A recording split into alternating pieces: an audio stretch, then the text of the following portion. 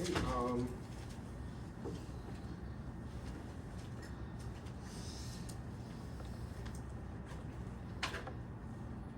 I finished grading the homework one, but haven't yet find a chance to upload the grade scores yet. So I'll return homework one to you next week. But I'll post the solution on Husky CT this week. So let's finish. First, finish chapter 5. After that, we're going to talk about chapter 10, which is the beginning of our second half of this course, in which we're going to focus on risk management. So, moneyness of options. So this is just a way to categorize options to 3 major categories based on their strike prices. So you have these 3 categories called in the money, out of money, at the money. If you've never heard of this before, it's kind of confusing because for call options, if the current stock price is greater than the strike, we call in the money. For put options, if the current stock price is less than the strike, we call it in the money. So it's a little bit confusing, but let me just tell you this. There is one rule to define these 3 categories, which is if you exercise the option right now, if you get a positive payoff, you are in the money. If you have 0 payoff, out of money. At the money is that current stock price the same as the strike. So, for example, you may say that what about the European options, which you can only access at maturity? Even for European, you can pretend that when we talk about these categories, you can pretend them to be able to exercise them right now. Okay? So what I mean here is, right, this is your strike price for a call.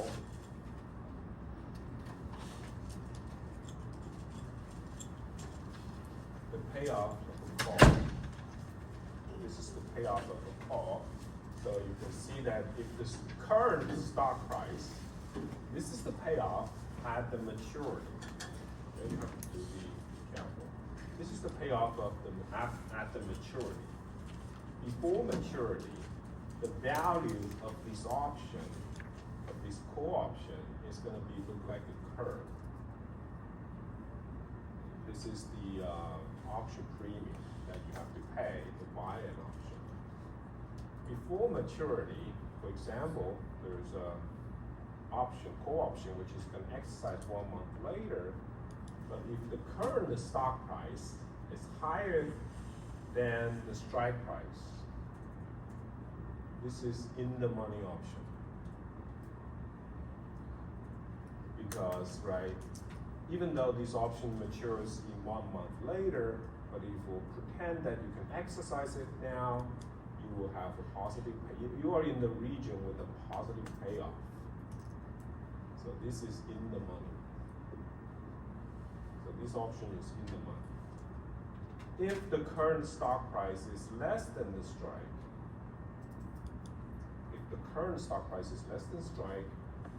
then the payoff is 0. If you exercise it now, it is 0. This is called out of money. If the current stock price is very close to the strike, this is at the money.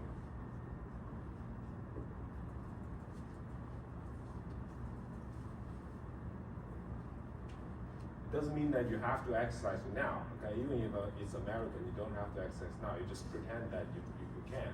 Then whether you have a positive payoff, that's called in the money, 0 payoff, out of money, otherwise at the money. For put, it's slightly different. Right, this is the payoff of a put at the maturity.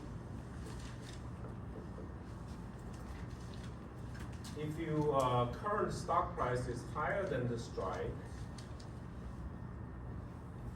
if you exercise the option immediately, you get zero payoff. So this is out of money. So on the right-hand side, you can see that for put is out of money, but for our right-hand side, the call is in the money. It's all because of which side that you're going to get a positive payoff.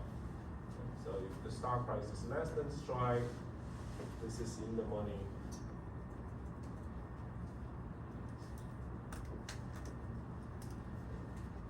Yeah, this is out of money. So you can imagine that in the money options are usually much more expensive than out of money options. Well, measured by dollar amount. Doesn't necessarily mean more expensive if you measure using other measures. The dollar price is more expensive because if you exercise it now, you're going to get certain payoff. Out of money or you have zero payoff. So why do out of money options still have positive price? Because even though if you exercise now you get zero payoff, there is a small chance that for the maturity stock price can go up, and the option can be in the money. There's a small chance that this option can be in the money at the maturity. So that's basically this price, this small price reflects that small chance.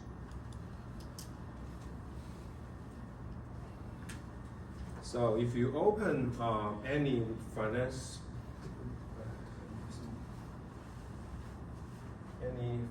website or financial market website, you can see this quotes.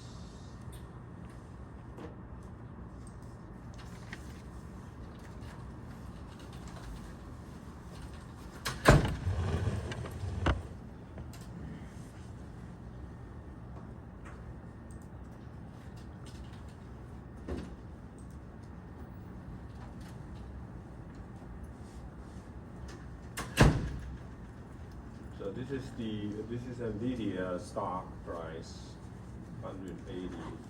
Now, if you look at options,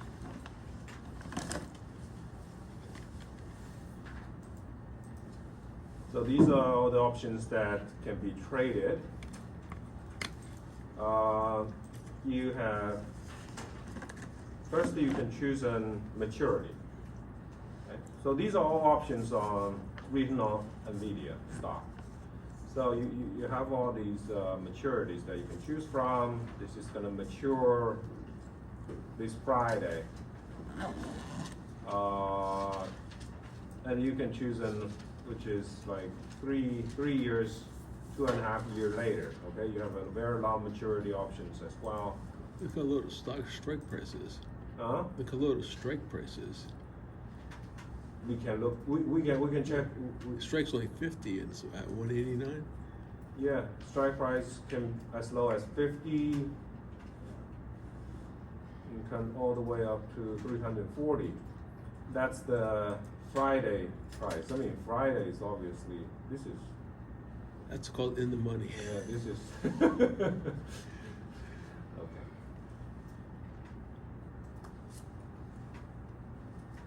Yeah, this is like, we call this deep in the money, which is pretty much like the stock itself.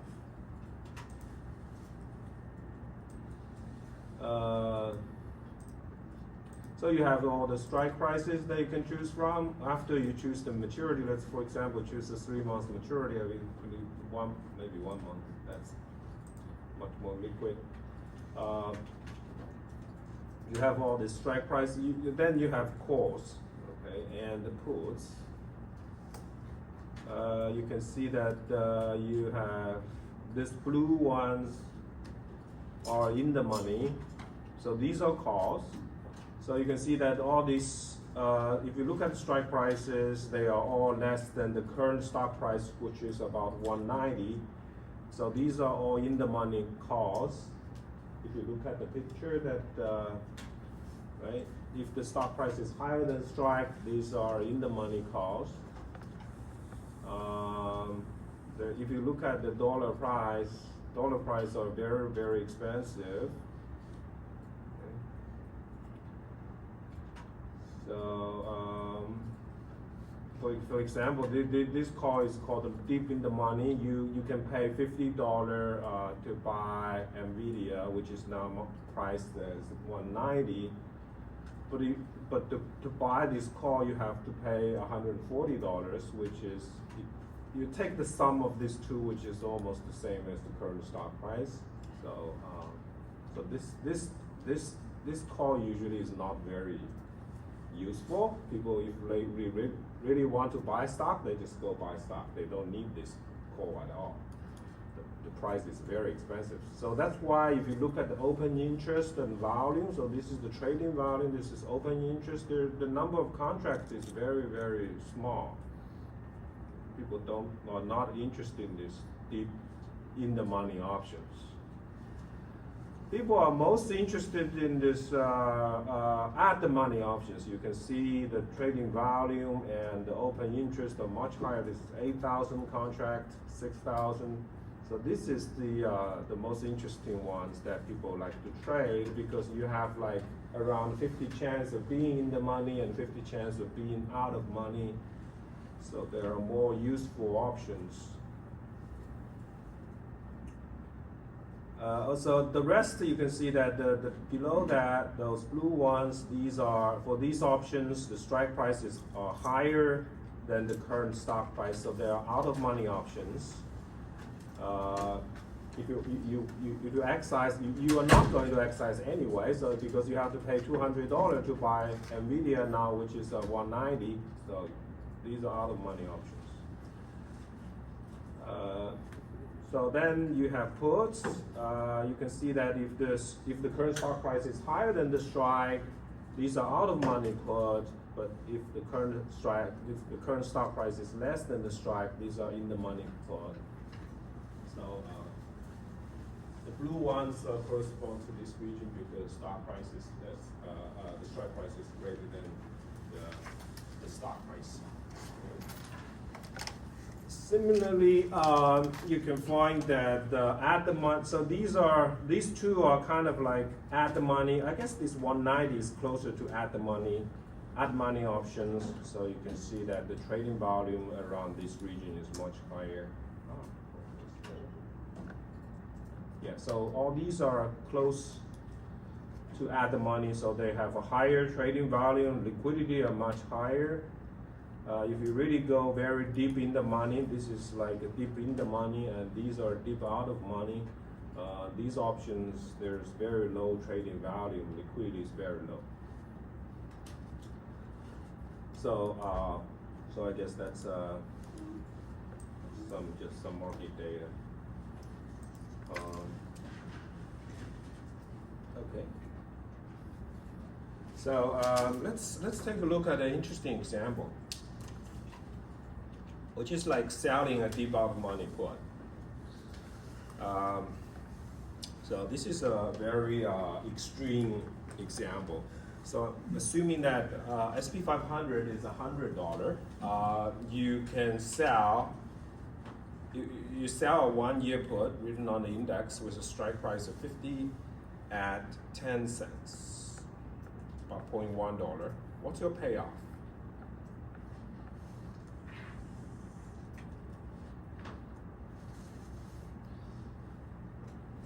Think about it for a few minutes.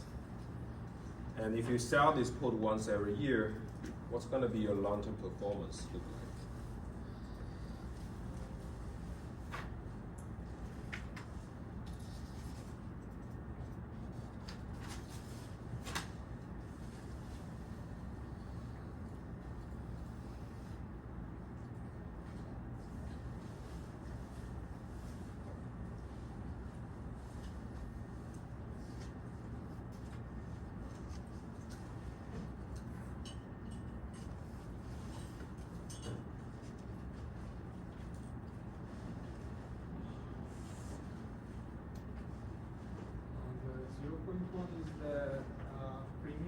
Yes.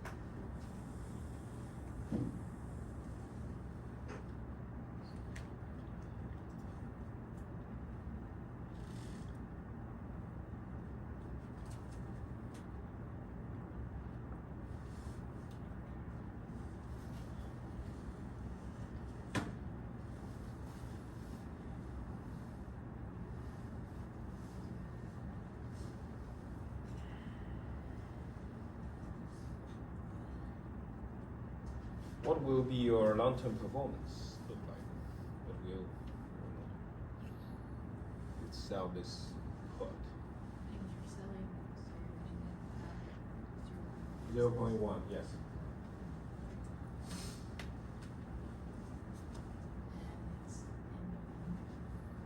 No, this is Not well out of money.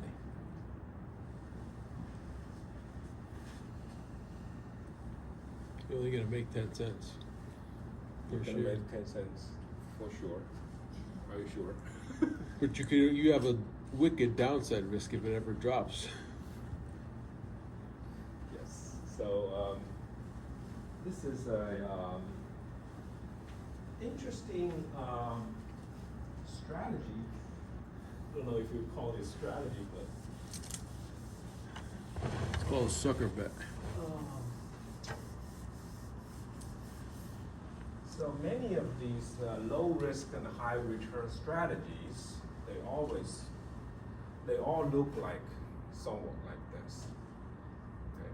Because this is, so if you think about this put, right? Put option, current stock SP is $100 level. This put is $50, so it's out of money. Draw the line, draw this.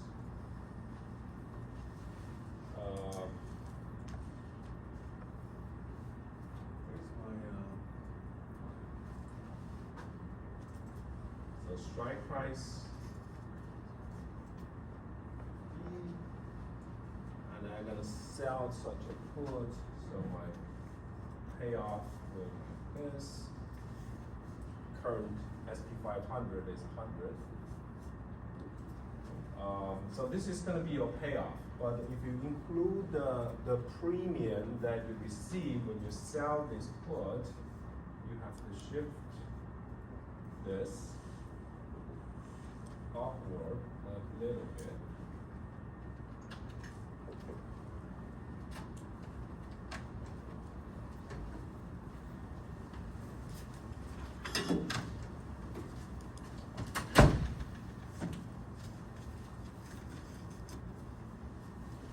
So you can see this is going to be your profit. If SP 500 is a little bit is above $50, you will receive this $0.1. But if SP 500 go below $50, you will start to suffer from a loss. This is obviously out of money because stock price is higher than the strike. This is your strike. So if you exercise the option now, you have zero payoff, so this is out of money. And this is actually very deep out of money because the strike price is so low that it's almost, the chance that this option will be in the money is very, very small. So if you think about the chance of, if you go back 100 years, probability of SP 500 drop 50% a year is once every 20 years, I guess. Something like that. So it's extremely rare. That's why the chance is 1 out of 20 years. Every 20 years there would be a 1 year that S&P 500 drop 50%.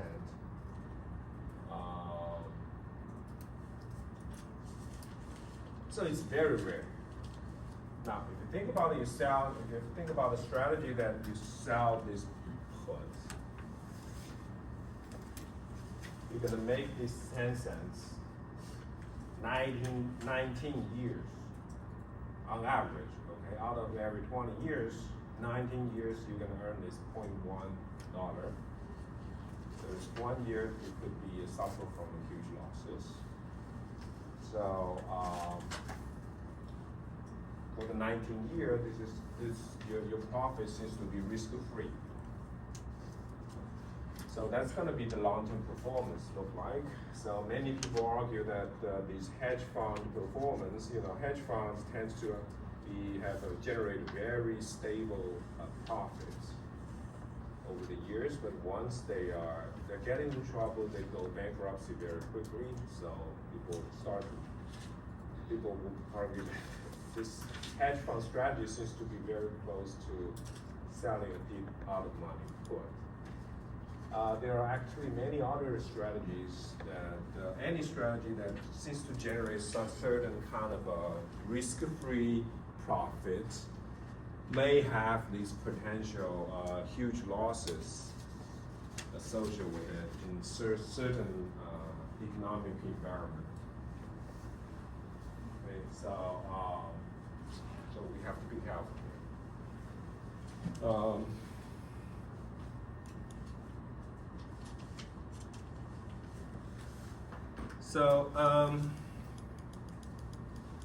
So the difference between options and futures and forwards, future and forwards contract give the holder the obligation to buy or sell at a certain price. Therefore, it's obligation. So even if the market price is more favorable, even if you suffer from a loss, you still have to follow follow the contract. An option though gives you the holder the right to buy or sell at a certain price. You don't have to buy or sell if the market price is more favorable, so it's an option. So you can choose to exercise it or not. But the downside of option, of course, is that you have to pay a premium in order to buy this right. In futures and forwards, you don't pay anything when you enter those contracts. Okay? You have to post some collateral, but you don't have to pay for it. You have to post some cash in your account as collateral. So hedging options versus future forward, a US company paid £10 million for import from Britain in 3 months and decided to hedge using the forward.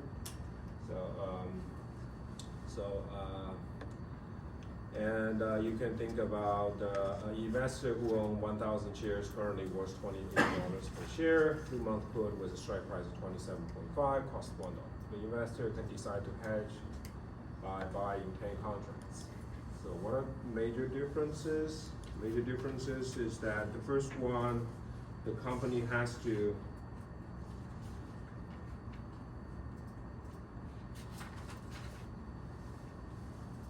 use these forward foreign exchange rates to buy British pound, no matter the market exchange rates at that point.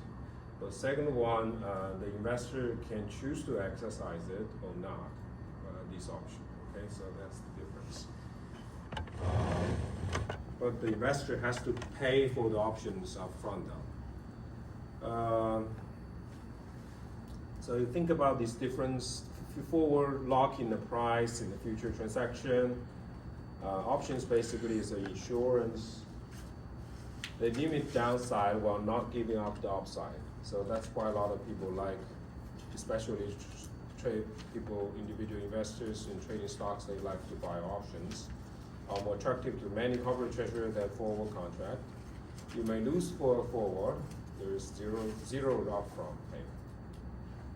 but you may not receive any payoff for an auction. You have to pay up front to buy an auction. So it's the end of these. Now this is the second part of this course, which is risk management.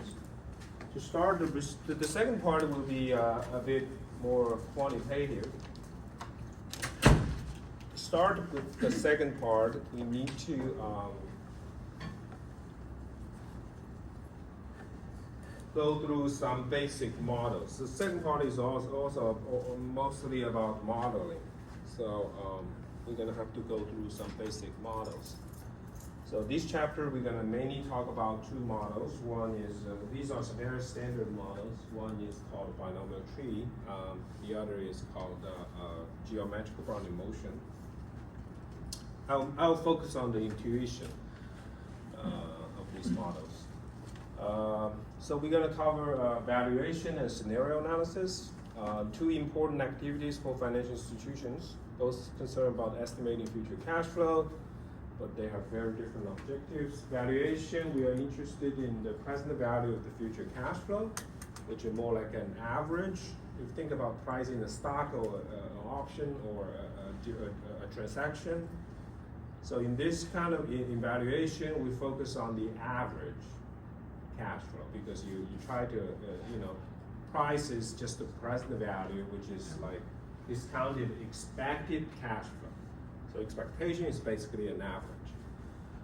Scenario analysis, we are interested in the range of situations that might exist at a future time. We are particularly interested in those bad state of the economy. So what will happen if there is a financial crisis? So that's what scenario analysis is about. We try to figure out the worst scenarios. Especially for financial institution, the main goal of this risk management of financial institution is about to try to avoid bankruptcy in those financial crises.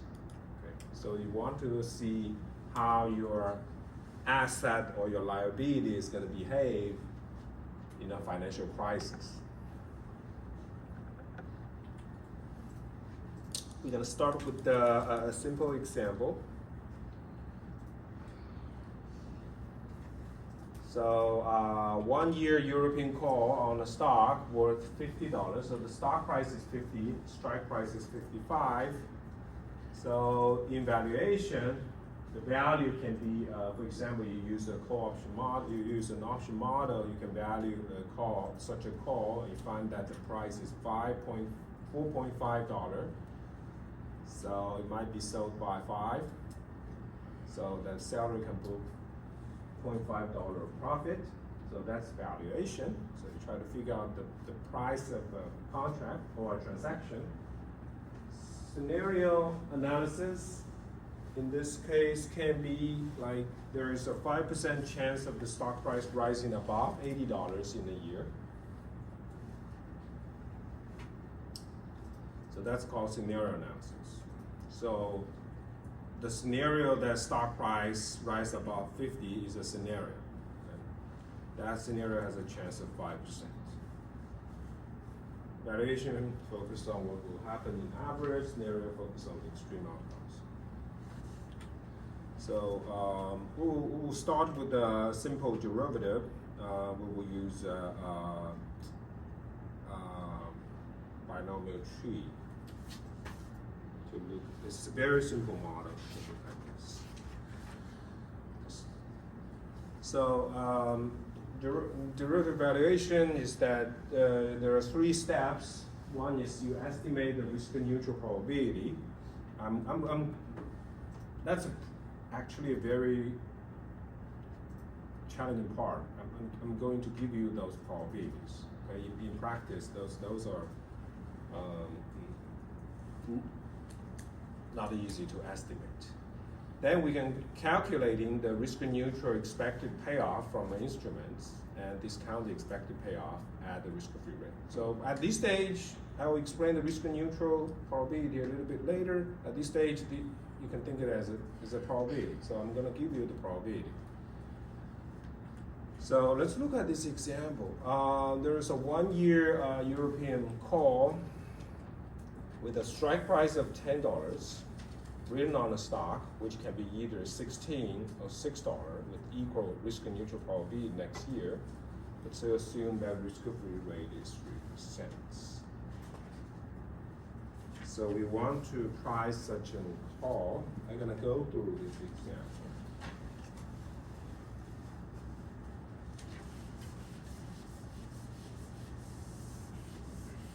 Pretty straightforward. So we are going to go, this is based on a binomial tree. And this is called a one-step binomial tree.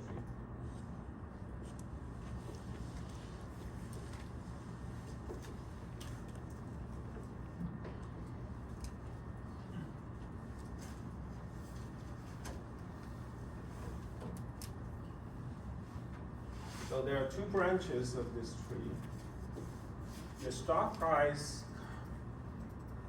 can be $16 if it goes up, it can be $16. If it goes down, it can be $6. That's the stock price tree, the stock price.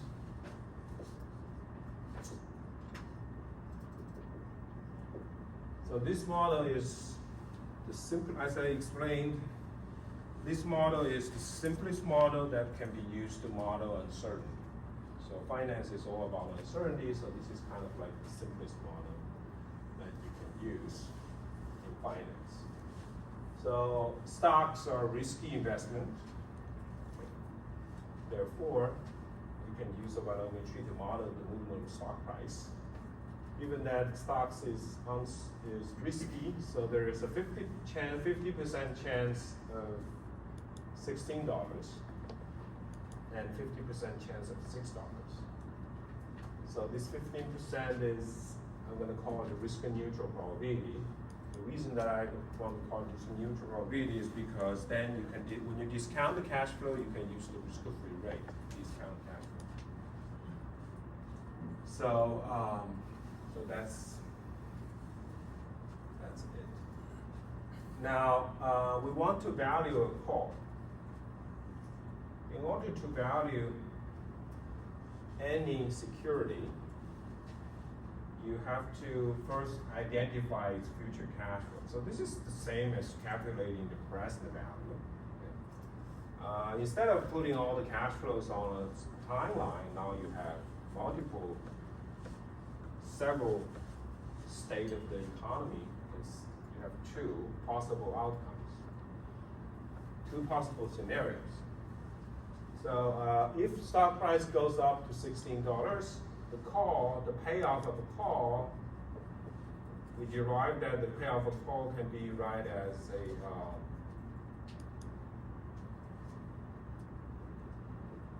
this equation. S big T is 16, K is, strike price is 10, so that's $6. And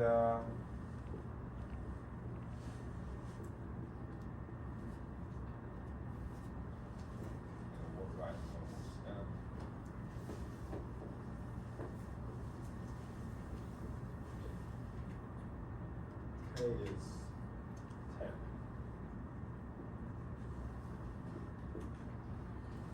So max return, this function returns the bigger one between the two, which is 6. This one is going to be max. This big T is 6. K is 10. So this is negative number, this is 0, so the max of it is 0. So this is going to be in the money in this state, and in this state it will be out of money. Now once you identify the future cash flow, you have to calculate the expected payoff and discount it at the risk-free rate. You may ask, well, in Finance 101, I've been told that these are uncertain, these are risky cash flows. You should discount with a higher discount rate rather than the risk-free rate. Okay, especially if you think about stock, discounting the dividend in order to value a stock, you need a higher discount rate. Why can't we discount with risk-free rate? Again, it's because we changed these are the risk-neutral probabilities, which are not the real probability. So this is a mathematical trick. I'm going to explain a little bit more later, but this is a mathematical trick. It's called the risk-neutral probability. So if you use the risk-neutral probability, you can discount any cash flow at the risk-free rate. So in this case, the price will be the call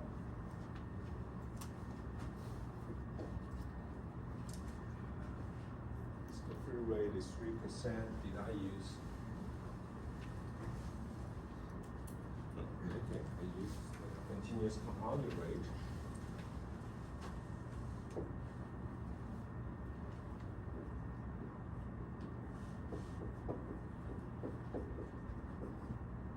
So I'm going to call it E star, representing that this is the expectation under the risk-neutral probability. So 50% times 6.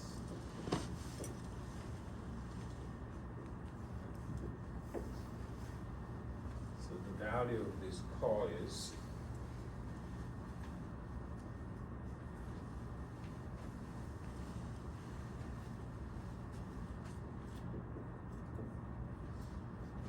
2.91.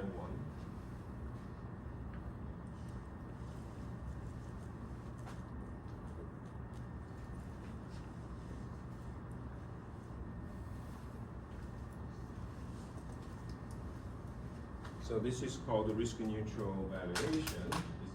It's an example of the risk-neutral valuation.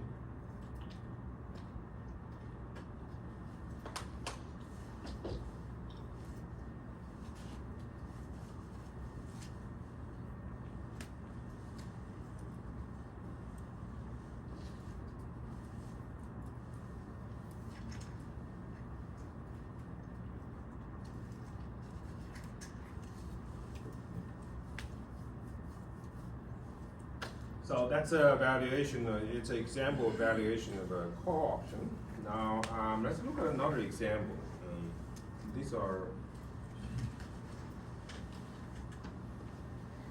This is the simplest model that you want to value a call. You can have a much more complicated model. The direct extension of this model is to build a multi-step tree. Instead of one step, you can have multi-steps. The reason of multi-step tree is, the reason that people want to build a multi-step tree is that it doesn't make any sense that stock price is going to be either $16 or $6 tomorrow. It can be any number, right? Can be, theoretically speaking, can be any number between 0 and plus infinity. So this is too oversimplified. So you may want to have more state instead of 2. So if you want more state, this is what they use, the multi-step tree. If you have 2 steps, if you 1 step, you have 2 possible states. If you have 2 steps, you have 3. If you have 4 steps, you're going to have 3 steps, you're going to have 4 states, and so on. Okay, so you can extend that. And later, we can also use these so-called continuous models called the geometric quantum motion. That one I'm just going to focus on the intuition. But now let's look at another example, corporate bond. Corporate bond.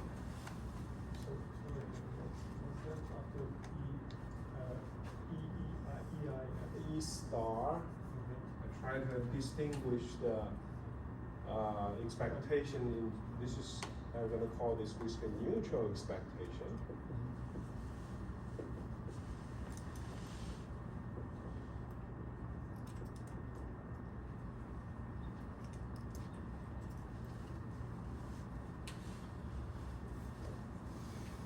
So we can look at another example now, which is a corporate bond. By corporate bond, I mean there is a certain default probability. So there is a firm which has a 5% risk-neutral probability to default in the next year. If it defaults, there is a 60% loss for a bondholder. Assume that risk-free rate is 3% and continuous compounding. What is the fair price of 1 year zero coupon bond issued by the firm?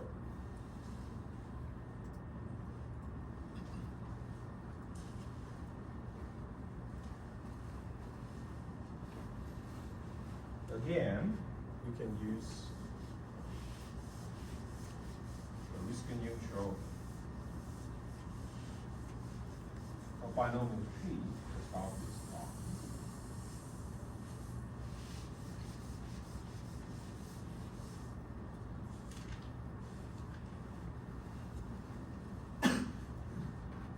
So if you look at the bond payoff,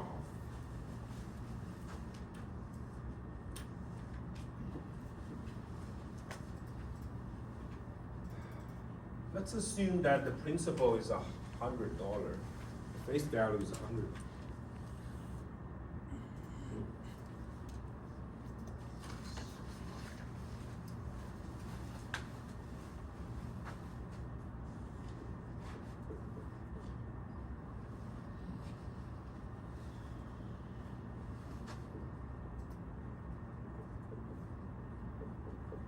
So if there is no default, the bond buyer is going to receive $100.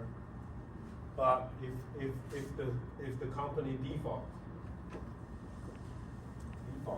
then there's going to be a 60% loss, which means that they're going to receive $40.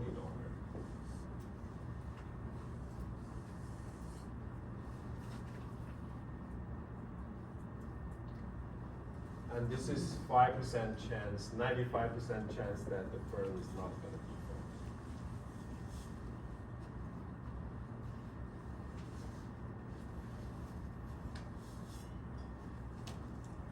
What is going to be the bond price? I'll give you 3 minutes. Solve it.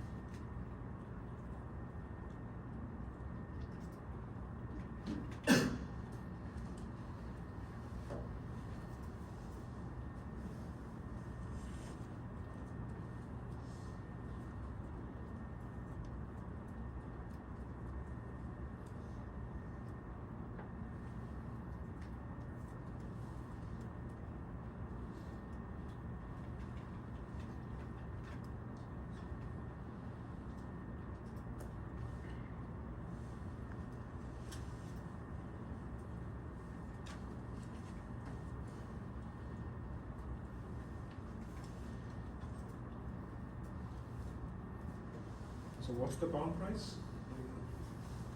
92.28. 92. 92.28. 55. Hmm? 55.3. Say again. 55. 55. There's only 5% chance of $40. Okay, maybe minus 50. Which must be something close to 100. 94.13. Thank you. Yes. So the bond price is, again, you're gonna use this formula.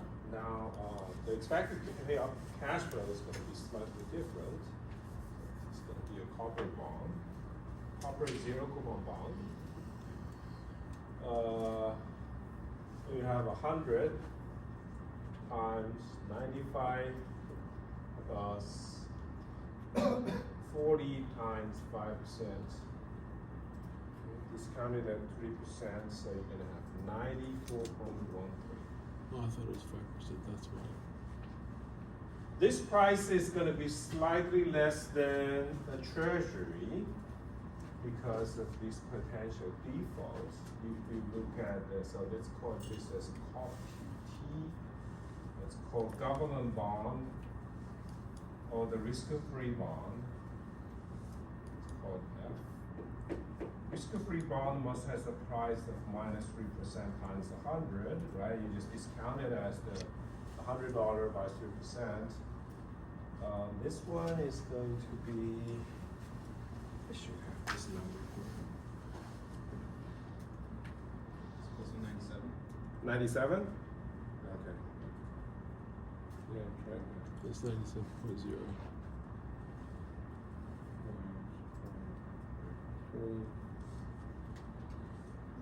97.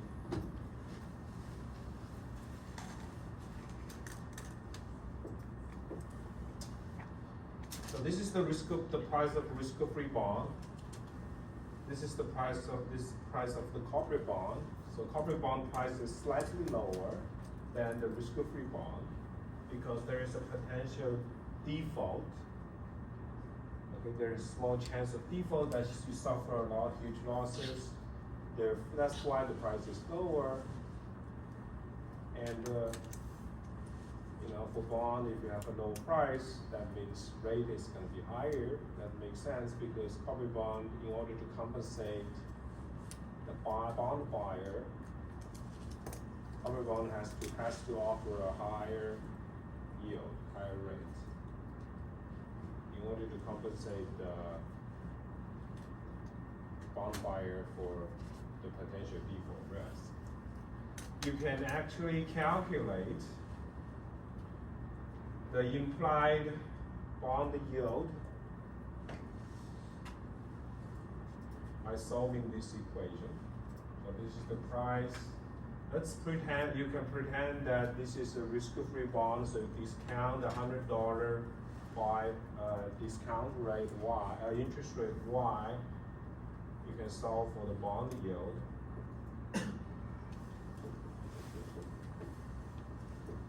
Now you know that bond yield is basically solved by pretending that the defaultable bond is not going to default. So you receive $100 for sure, discount that at the Y, and you can find that Y can be solved as minus log 94.13 divided by 100, which is 6.05%. So bond yield is about 6%. Treasury yield is about 3%. Let's assume that Treasury is government bond is risk-free. So Treasury yield is 3%. Corporate bond yield is 6%. The difference is called the credit spread.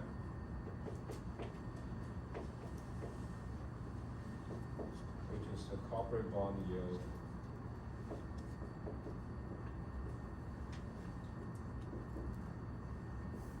minus Treasury.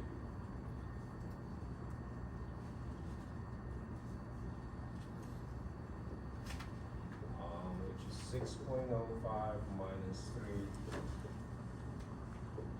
we got about 3.05%. So this is the extra interest that you're gonna earn. Interest rate you will earn by taking that small default risk, which is called the credit spread or default spread. So from this model we can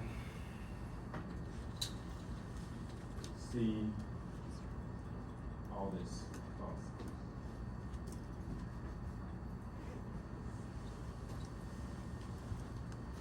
The higher the lower the credit, you can think about credit rating as a measure of the credit risk.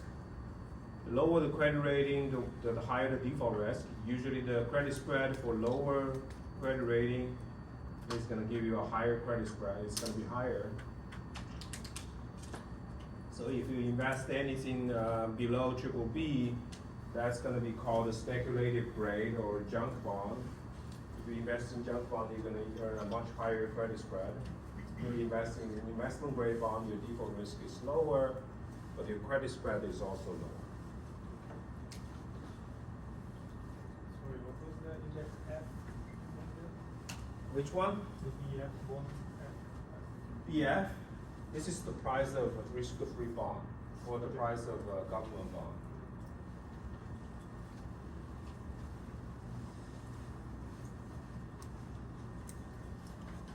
Okay, so these are just two examples, two applications of this binomial tree model. And we are going to talk about the geometrical bounding motion.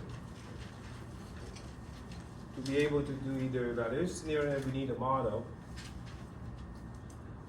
In this course, model is just, you can think about a model is just a distribution. In risk management, model is more or less just a distribution. Model gives us the probability of each scenarios in the future. The simplest model is called the binomial tree model. We have already went through that. There are two states of the economy, two possible scenarios. Okay. If you have multi-step, you can have multiple states, but there are discrete models because you have a number of states, finite number of states. Now we would like to introduce the standard model. The standard model is called a geometric bounding motion. It's a continuous model, so you have infinite number of states. But before we talk about that, I want to talk a little bit, start with the intuition, so to make it easier, instead of focus on math. So we start with the SP500. So this is SP500.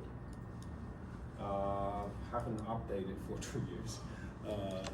Maybe 1 year. So this is SP500. You can see that, I guess the pattern that we see is obviously it keeps going up. Okay? So there is an upward trend. There's obviously a trend of going up. So this is the what we call the equity, the market premium. Okay, in CAPM on the right hand side we have the market premium, market risk premium, which is about 6%. Okay, it's actually pretty significant statistically. So if you're given that market risk premium is 6%, risk-free rate is 3%, annual return is going to be about 9%. So if you have an average 9% annual return, and if you include compounding, you should see something like this. Okay, so it's going to keep going up, but of course it's a risky investment. This is a very risky investment, even though this is perfect diversified, but it's still risky. So you can see, because it's a risky investment, you can see this variation, right? This is the crash of the tech bubble. Okay, it's a pretty horrible crash, and then this is again the 2008 financial crisis. So the S&P 500 basically did nothing over that 10 years. Okay, no return, zero return over that 10 years. So it was a pretty bad 10-year decade. And then there's this huge increase. So, but overall, first of all, there is upward trend, and then it's a risky investment. So it's vector. So that's the main takeaway we can see from this figure.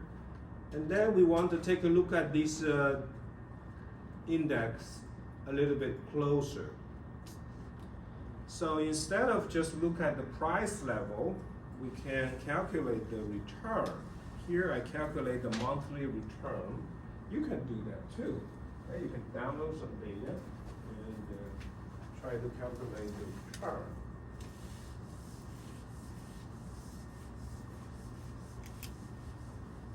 You have to be careful when calculating return, is that you have to be careful whenever you deal with data.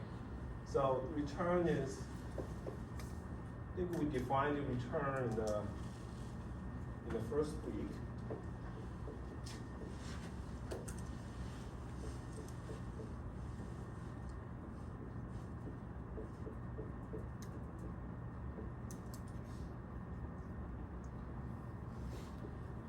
So this is the return from T to T plus 1 over that month.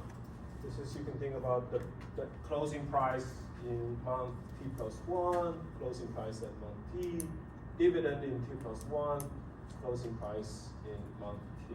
You can calculate this given the price level and the dividend for each month.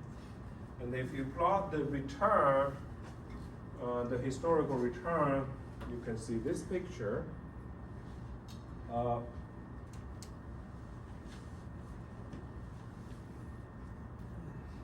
It looks like some kind of a noise, right? So this is what a random variable is. It looks pretty like a random variable, and it's some kind of noise. But I don't know if you can see it, but from your naked eye, there is, it seems like the average of this random noise seems to be a little bit above 0. It seems to be positive. This because this is a monthly return. If you think about the annual return is about 10%, monthly return actually, the average monthly return is slightly less than 1%, okay, 10 divided by 12. It's pretty, the monthly average average return is very, very close to 0. Okay? So that's why when you look at this, you barely see any positive average here. But I can see a little bit there, which is like less than 1%.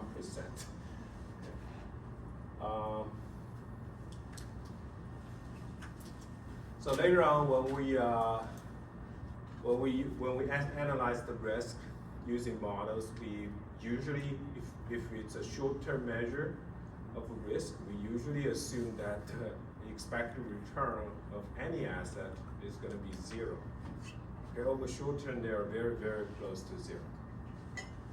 That's also why if you want to invest in S&P 500, they always recommend that you have to hold this thing for a very, very long period of time. If you only hold it for a month or a week, you would be better off just not holding it.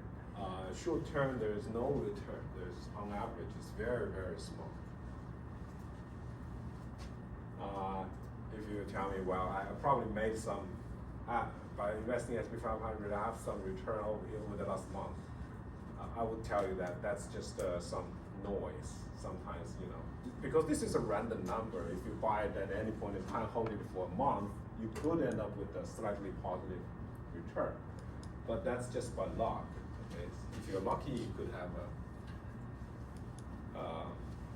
this tiny, this small positive return. But if you really want to invest and hold for long term, then that's your performance is not going to solely driven by luck. Okay, so now we want to talk about the model. So there's these small positive, and if you look at this, you can see that the random number is like being, there seems to be some kind of upper bound and lower bound here. It's bounded, -1 to 1, so it's always, the return is always in this region. There are a few exceptions about, okay, so there is this very negative return. This is the 2008 financial crisis. There is these negative returns, but overall, most of the time, it's going to be within this region. Okay, so you basically, that means that the standard deviation of this SP 500 is limited.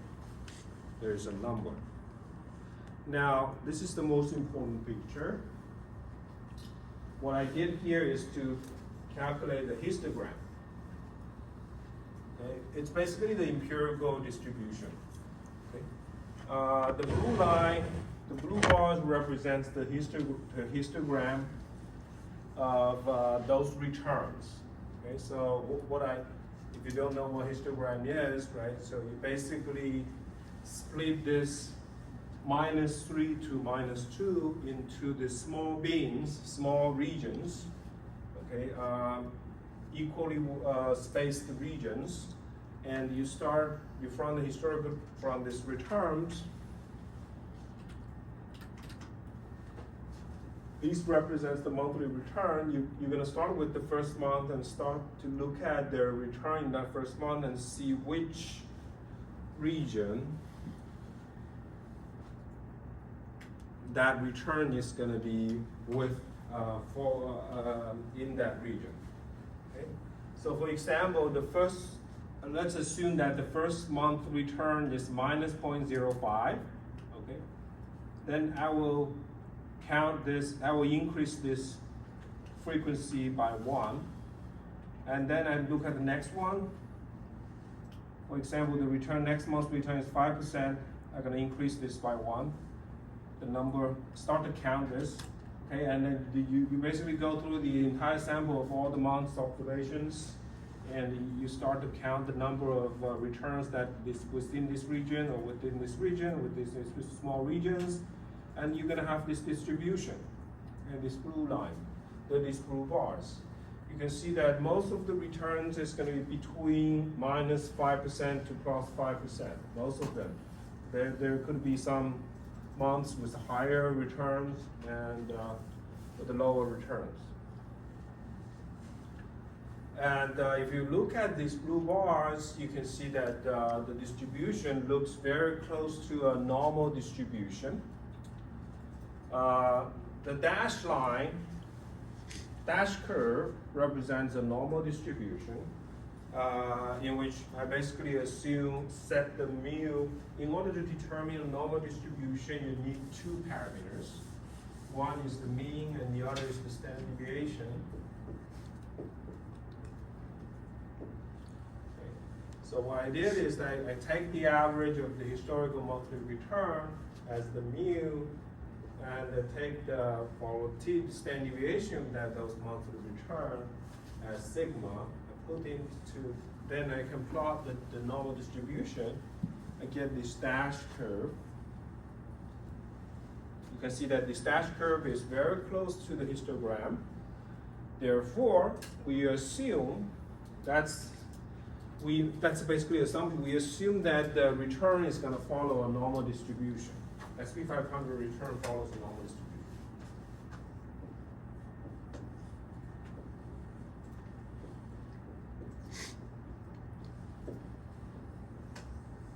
And this is the geometrical Brownian motion model.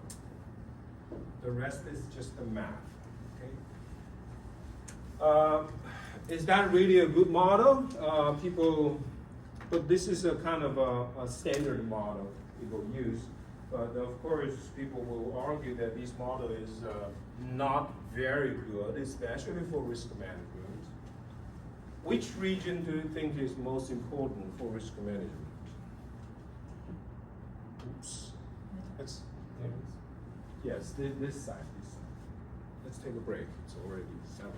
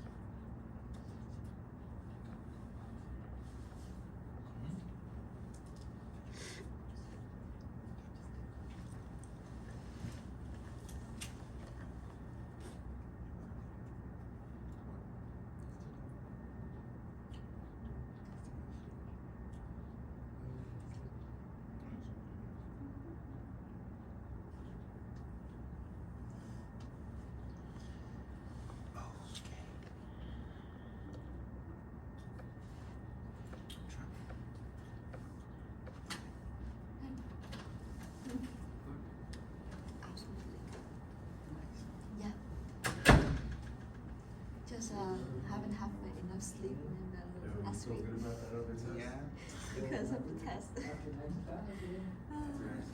Yesterday I stayed up until 4 p.m. 4 a.m. Yeah, just to finish it. Yeah. How about you?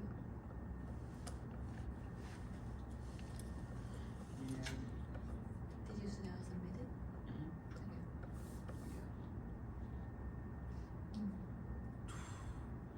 Okay. Yeah, it's getting good. Oh. Hmm? Thank you. This one is very long.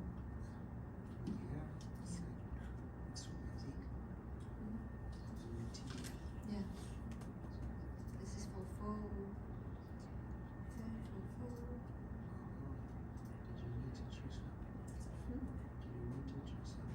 Trust me. I don't understand. Why is that? It's especially stress. Ooh, yes. Yeah. This is good. No, I cannot. I just bought it from SM. No, it's not easy. It's taking a lot of time. You know? Oh,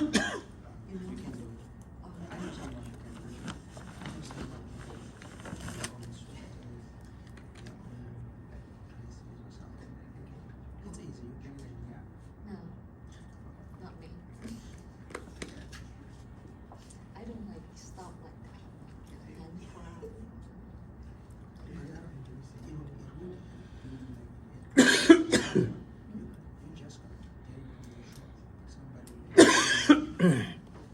they made it for me.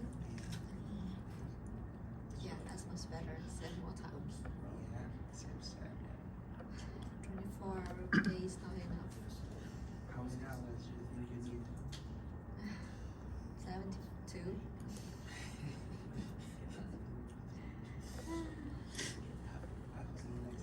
Unfortunately. Yeah, very nice.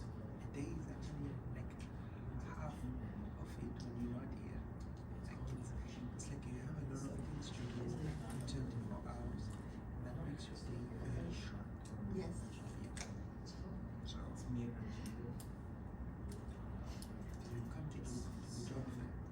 I did. It's too boring. This was very boring. Yeah. Because yeah, and it's not it wouldn't have what I am looking for. So for me, it's just a small one, like just like some table, and they just show some this, something like this, and that's all. Just came and talk to them, and they just ask, I scan the QR code and have information there. That's it. Yeah.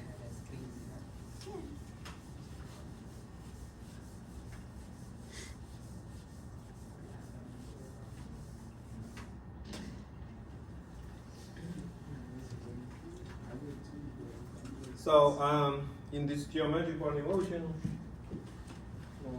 return is going to follow a normal distribution.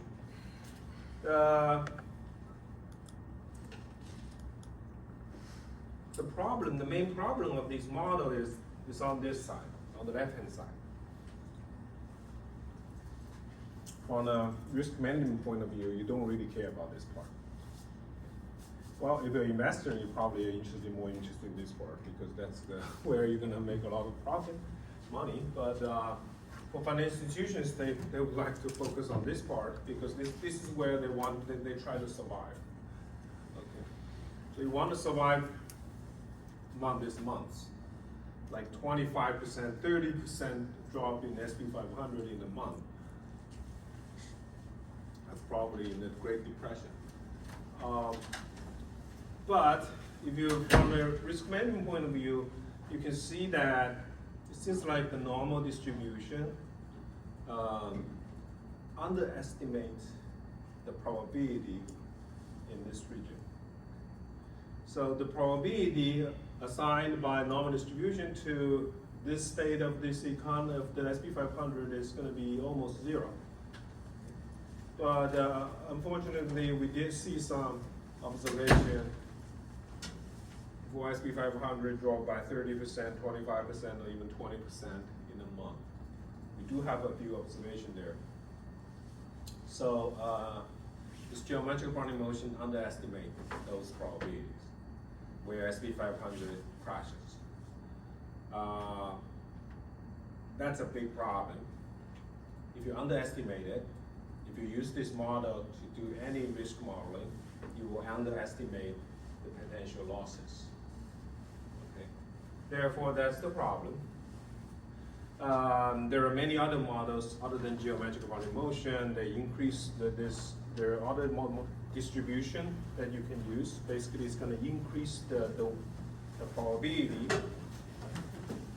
of this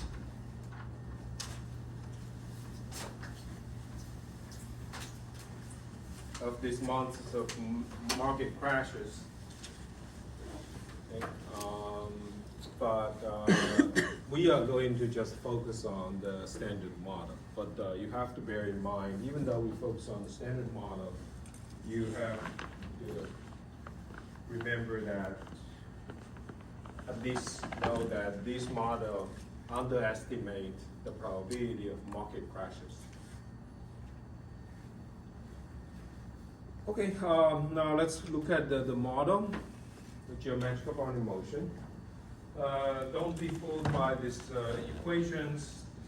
Behind this equation is just this simple thing that the geometrical quantum motion is basically the return is going to follow a normal distribution. The stock return follows a normal distribution. So there is these. This is the mathematical expression of this model. So how we can interpret this way. Okay? So the left-hand side is a return, ds over s. So ds is the changes in stock price. Denominator is return. So you can see that if you include dividend, this is basically return. So the left-hand side of that equation is return of a stock. The right-hand side, this is just the mean return, the average of the return. Mu is the average, sigma is the standard deviation of volatility. DZ is tricky here. It's called the Wiener process, but you don't have to worry about that part because it's basically a standard normal variable. So DZ is a random number with a standard normal variable. And that's basically it. Mu is the expected return, sigma is the volatility.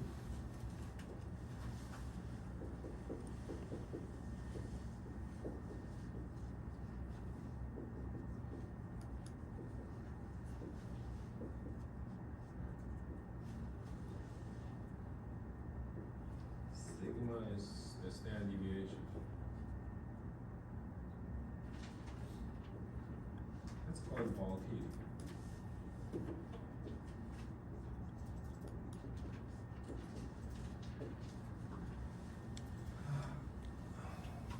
So this equation means return follows a normal distribution with the mean of mu and standard deviation of sigma. That's called geometric quantum motion. And that represents the return, you can think about monthly or daily return, but if you look at longer horizon, like the stock price after a year, for example, after a month, is going to be a random number. The stock price after a month or a year after big T is going to follow this distribution. It's a normal distribution. So log the stock price at some future big T is going to follow a normal distribution with the mean and this variance. This is the variance. As big T is the stock price at future big T, N is a normal distribution with the mean of M and the variance of V. We can also write it in this way. So these three equations are equivalent. We don't want to derive it, but I can tell you that these three equations are equivalent. And you can also write it as log stock price at big T, some future big T, like a month, 3 months, or 6 months, or a year later, it's gonna follow such a distribution here. If return follows a normal distribution. So it's all based on this assumption that return follows a normal distribution, then log stock price is going to follow this normal distribution too. Of that. Okay. So S0 is the current stock price, mu is the expected return, sigma is the volatility, big T is the horizon. For example, 3 months, 6 months, or a year. Sigma volatility. Epsilon is a standard normal variable. Standard normal variable means that epsilon follows a normal distribution with a mean of 0 and standard deviation of 1.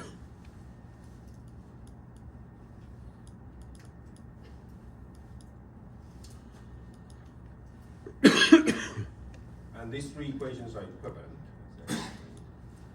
So in this case, log stock price is going to follow a normal distribution. Stock price itself is going to follow what we call the log normal distribution. So there is a big advantage about the log normal distribution, is that stock price will always be positive. So if stock price follows the log normal distribution, stock price will always be positive. So this is the log normal distribution.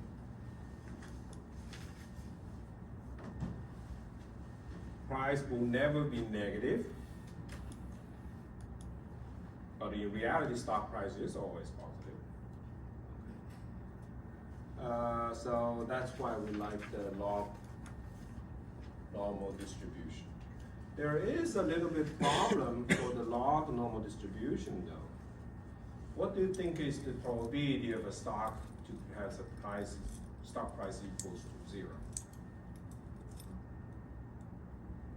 It never really happens. There is a small chance, right? Because if a firm goes bankrupt, stock price is going to be 0. Stockholder is not going to get anything. So there is a small chance, even though it's very close to 0, but there's a small chance. But this log normal distribution assigns 0 probability for stock price even. In this case, if you look at the stock price less than $50, it's going to be almost close to 0. Stock price will never be 0 in this log normal distribution. So that's some kind of problem. So whenever you look at the model, actually, all the models suffers from certain kind of problems. It all depends on what you want to, the problem you want to analyze. When you have a model, you have you're gonna have to sacrifice some. It's not gonna be the reality. So you simplify it. So this is the log normal distribution. Advantage is that the price will never be negative. It's not going to be 0 as well, but it's going to underestimate the default probability is 0 in this model, so which is not the reality. But if you are, so is that a big issue? If you analyze a stock which is close to bankruptcy, this is not going to be a good model. But if you look at the normal healthy stocks, a firm, stock of a healthy firm, this is probably a good model because you're kind of very far from here. So you're somewhere here. Okay, you're very far from the zero boundary, so you're fine. Okay? Even that part is not very accurate. You're good. It's not gonna be affect your result much. But for risk management, we're going to focus on these two regions. Okay, so we are going to look at these two regions, these extreme values on the left-hand side and right-hand side. We actually call them tails, left tail and right tail of the distribution. So, but we are interested in this when you do risk management. You want to look at this potential. You may think that maybe I'm just gonna be interested in this part. This is the upside, and this is the downside. But if you, for example, if you're an institution which takes some kind of short position in the stock, this is gonna be your downside. It all depends on which position you're gonna take. Okay? If you short the stock, the upside for the stock is gonna be the downside for you, for your position. So we are interested in both. So we are going to look at this equation. So this equation, there are mainly 4 equations here. There's probability of extreme values. There are mainly 4 equations.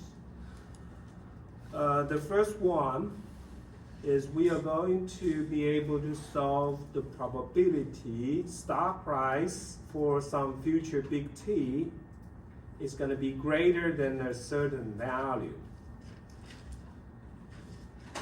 So think about the NVIDIA stock that we just checked, right? The closing price is about 198, 189 today. You may think about what is going to be the probability that stock price can go up, be higher than 200 3 months later. Okay, that's how this equation can tell you. This equation can solve that. You can solve that probability based on this model. You can also solve for for NVIDIA, what is the probability stock price is going to be drop below 100, let's say. You can also solve for that probability. N is what we call the cumulative normal distribution function. It's a standard function. Okay, at this stage, let's call the standard function Nx.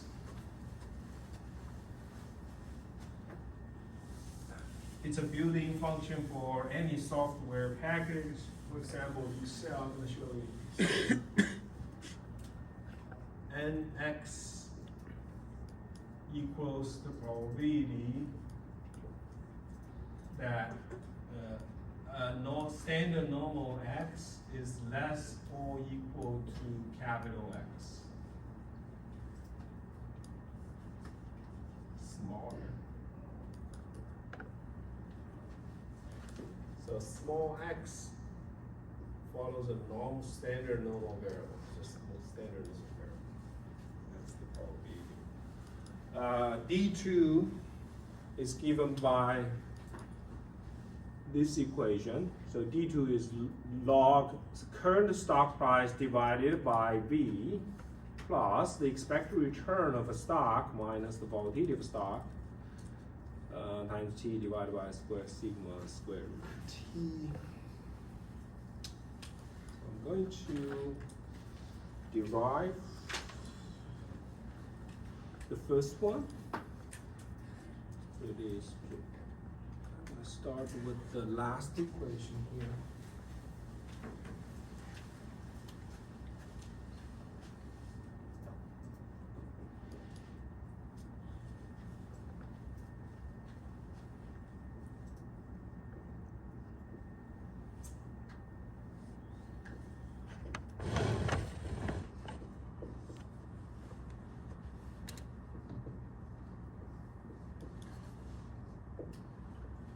So we are trying to, where epsilon follows a standard normal.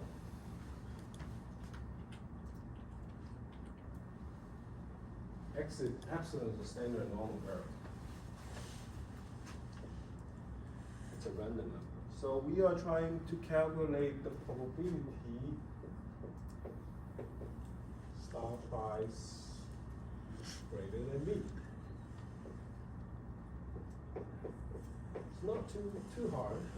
You take log of both sides of this inequality, and then you can plug everything inside this replace log as big T.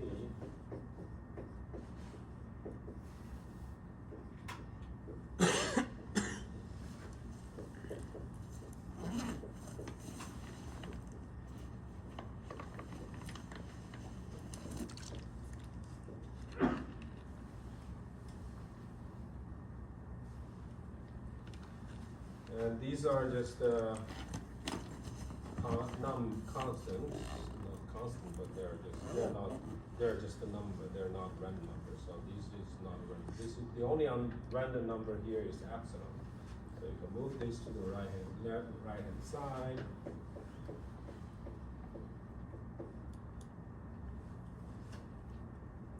And you divide both sides by sigma square root of p.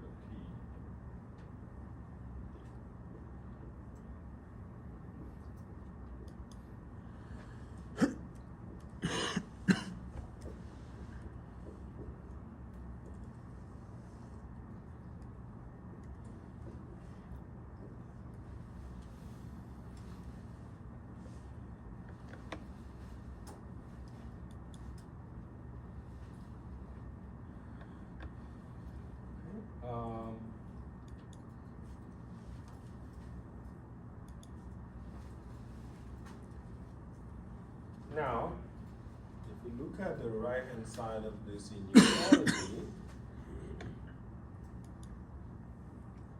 this is actually minus D2, according to the definition of D2. So that's the probability epsilon greater than minus D2.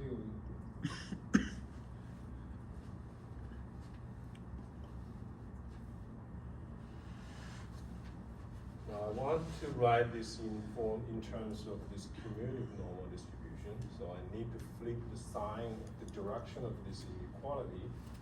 So I have to times both sides by minus 1. And because of the symmetry of the standard normal variable, standard normal has a 0 mean and a standard deviation of 1. So it's symmetric around 0. So minus epsilon, this is epsilon minus epsilon. Minus epsilon is also a standard normal. So minus epsilon is actually a standard normal too. So I'm going to replace that as epsilon prime d2, where epsilon prime is minus epsilon. Now this is the form like this, where epsilon prime is a standard normal variable, therefore I can write it as the standard normal variable. Standard cumulative normal distribution function of d2. That's the first equation. You can do the same for the second equation, very close derivation.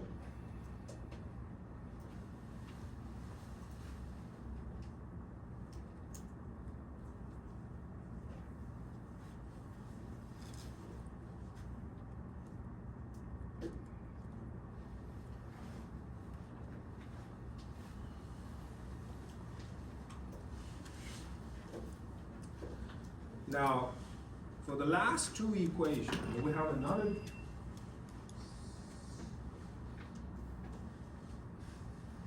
two other equations.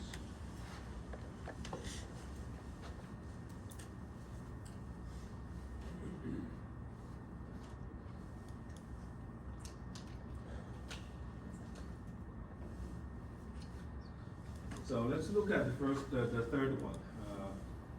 The one next to the last. In this equation, Q is given. We want to solve for V. Okay, Q is a probability. So previously V is given, so we want to solve for probability, but now probability is given, we want to solve for V. Think about like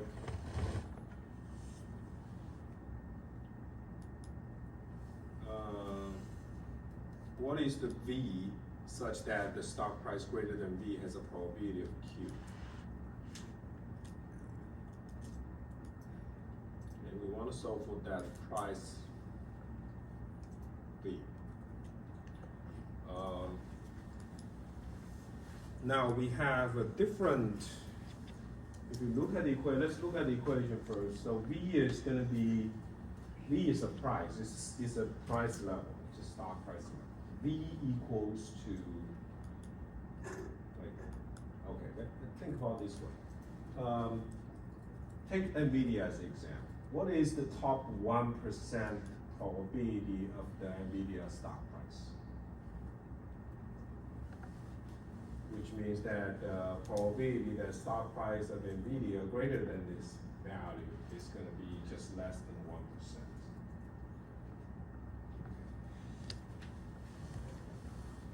The chance is very small, so you can solve it using the standard geometric body motion model. So V is going to be, you can solve for V using this equation. So V is the current stock price times exponential function. Mu is the expected return, sigma is volatility. Now you have another standard equation, N inverse. This is called the inverse cumulative norm.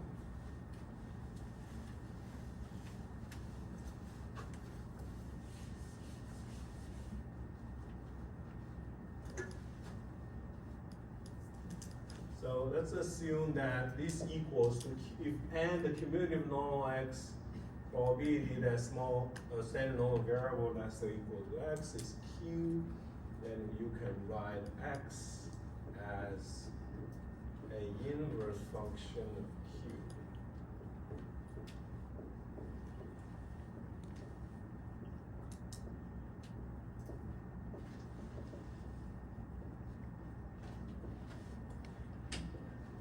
So this is the inverse cumulative norm. It's a standard function too, so you can use any software package to solve it.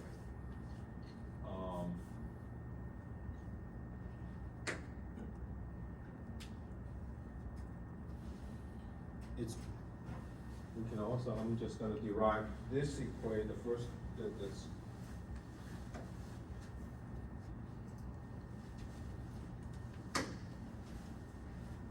I'm going to derive this equation. It's pretty straightforward too. Using the result here.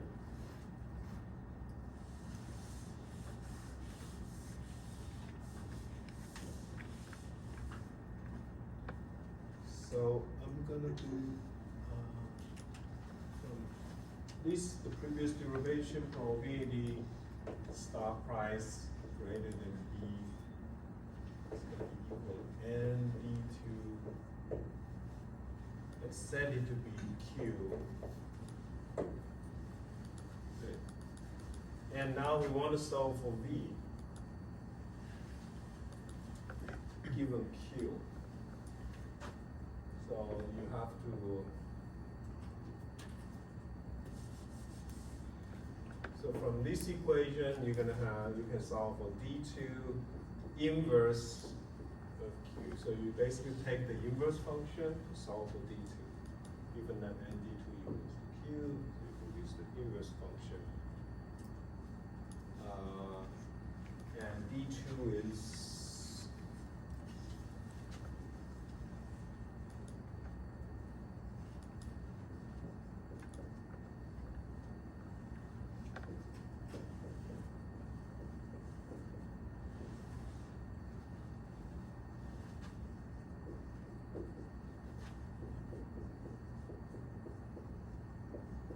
so Now you have this equation, all you have to do is solve for B.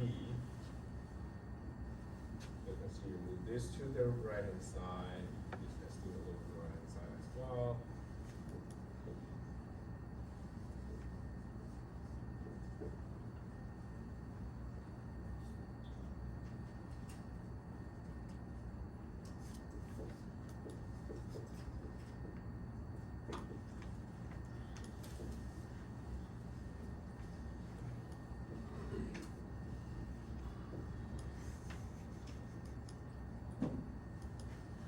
And the left hand side is log S0 minus log B, so you can solve for log B.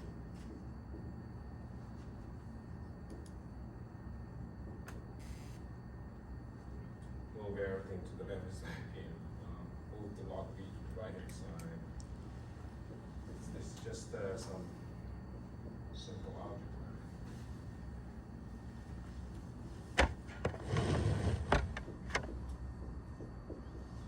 So you can solve for B.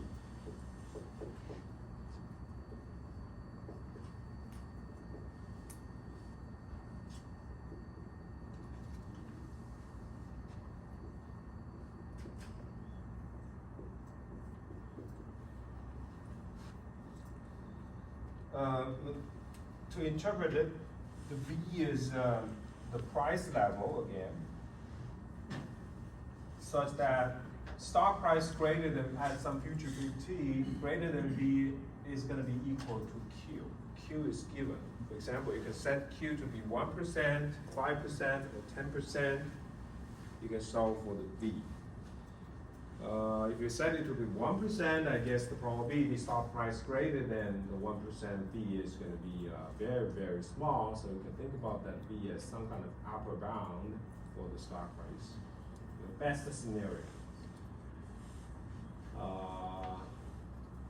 And again, you can get a similar equation, which is the last equation. I'm not going to derive it, but if you're interested, you can use the same method. You will be able to derive the last equation too. So this kind of give you a boundary on the stock price. If you set Q to be 1%, okay, the stock price greater than B, a certain B is 1%, greater stock price less than another B is going to be 1%. So gives you a lower bound and upper bound for the stock price in some future big T. I'm sorry, wasn't this one between that probability and that one? Which one? So ST greater than B. This one? And which one? Yeah. Same. The difference between these two equations is that this one, you try, V is given, the stock price level is given, you try to solve for the probability, the stock price greater than that. But in this equation, the probability is given. Now you want to solve for the price level, the stock price greater than this price level is the probability. They're basically the same. Now let's look at the application of these equations. So the annual expected return of a stock is 9%. Today's stock price is 100. Annual stock volatility is 30%. We want to solve for the probability that stock price drop below 90 after a month, and probability stock price greater than 110 after a month.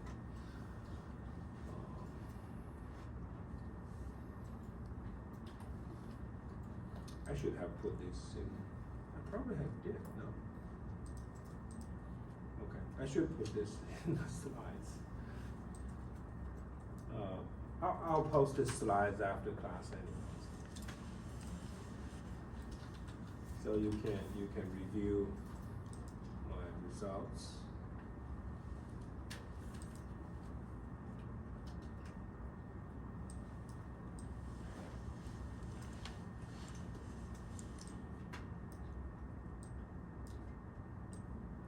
So this is how you use this equation.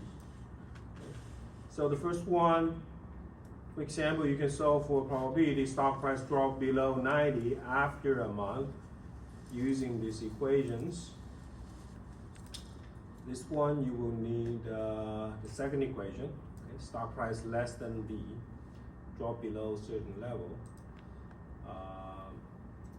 Given this equation, current stock price is 100, V is $90. Expected return is 9, volatility is 30%. You can solve for D2, and you can solve for the probability and D2. Now, how do you solve for the cumulative normal distribution function? You can use this built-in function in Excel.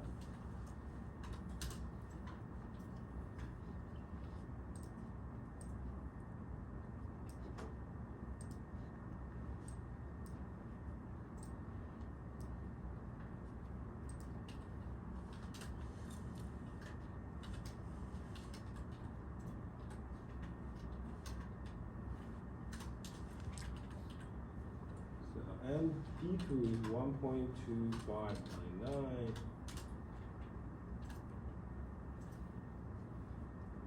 And the cumulative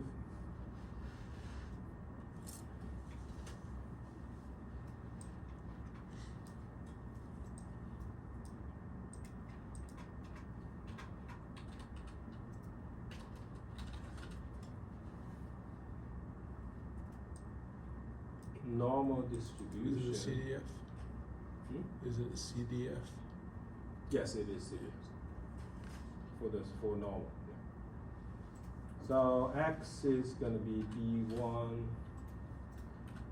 because this is the cumulative distribution function for standard normal. So mean is 0, standard deviation is 1. Now you want to use the cumulative function. So if you specify false, if you use false, then this is the mass density function, but we want to use the cumulative function. So that's gonna be it. Oh, there's a minus sign. Minus D2.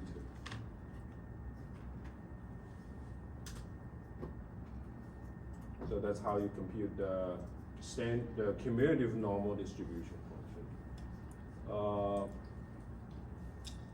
For the second question, right, the probability stock price above 110, you can use this equation. So for D2, you plug in, you can use this and cumulative distribution function. You should be able to solve, which is 0.14. So you have like a 10% probability stock price drop below 90, and about 15% probability stock price goes above 110. If you use the geometric rounding motion as the model.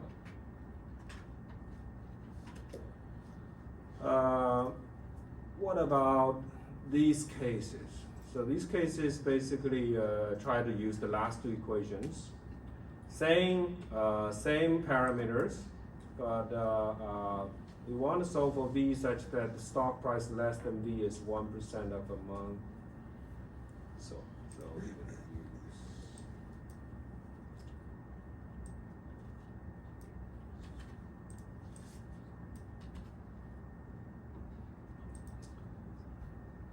Okay, so let's start with the first question. Probability stock price less than V is 1%. So we are going to use the last equation here. We can solve for V. So that's how we solve for V. Now, you have to compute the inverse cumulative normal.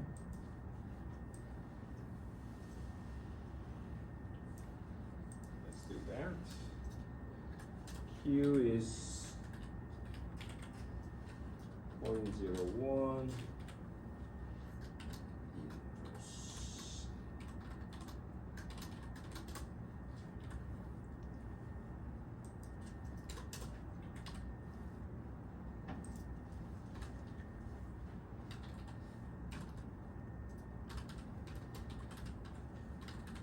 So instead of using in norm dot distribute this you use norm dot in function. The probability is gonna be Q, which is P4. This is standard normal, so mean of 0 and standard deviation of 1. So you're gonna get inverse cumulative normal of minus 2.33. Can you go up back to Which one? the cell B5? Yes, thank you.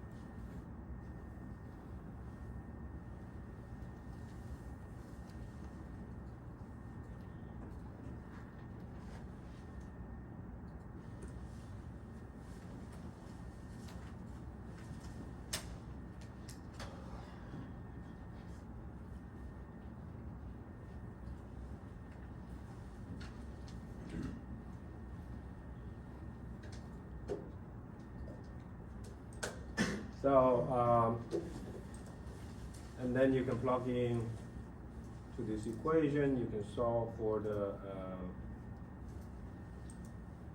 V.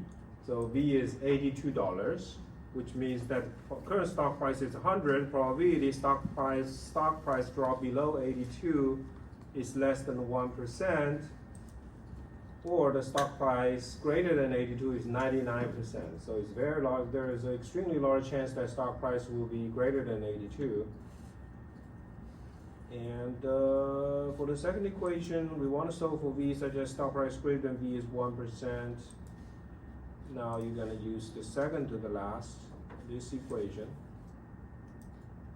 The difference is only minus inverse normal. Now you can plug in, you get 123. So probability stock price less than 123 is 99. Probability stock price greater than 123 is 1%. And again, you can get a boundaries here, upper and lower bound.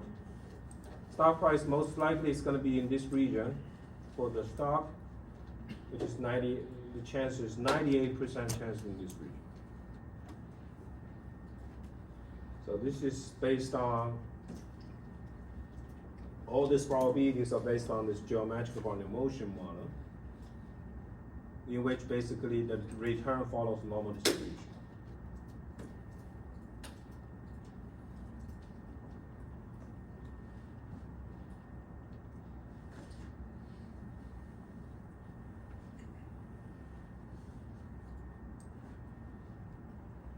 How you get the 98%?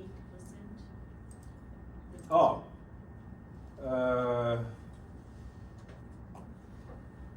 That's a good question. The probability stock price less than 82 is 1%. Stock price greater than 123 is 1%. So stock price being in this range is going to be 100 minus 2%, 1% minus 1%, which is 98.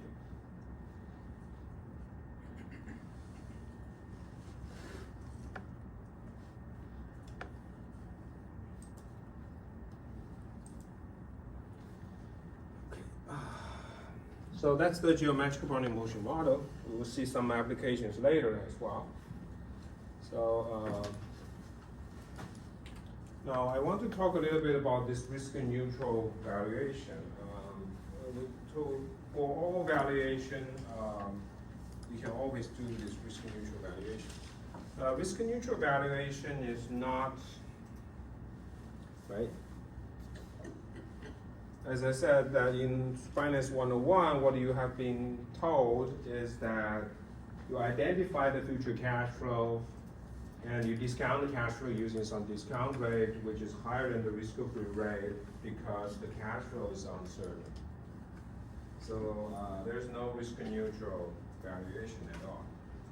And that is you basically, when you calculate the expected cash flow, you use the real world probability to calculate the expected cash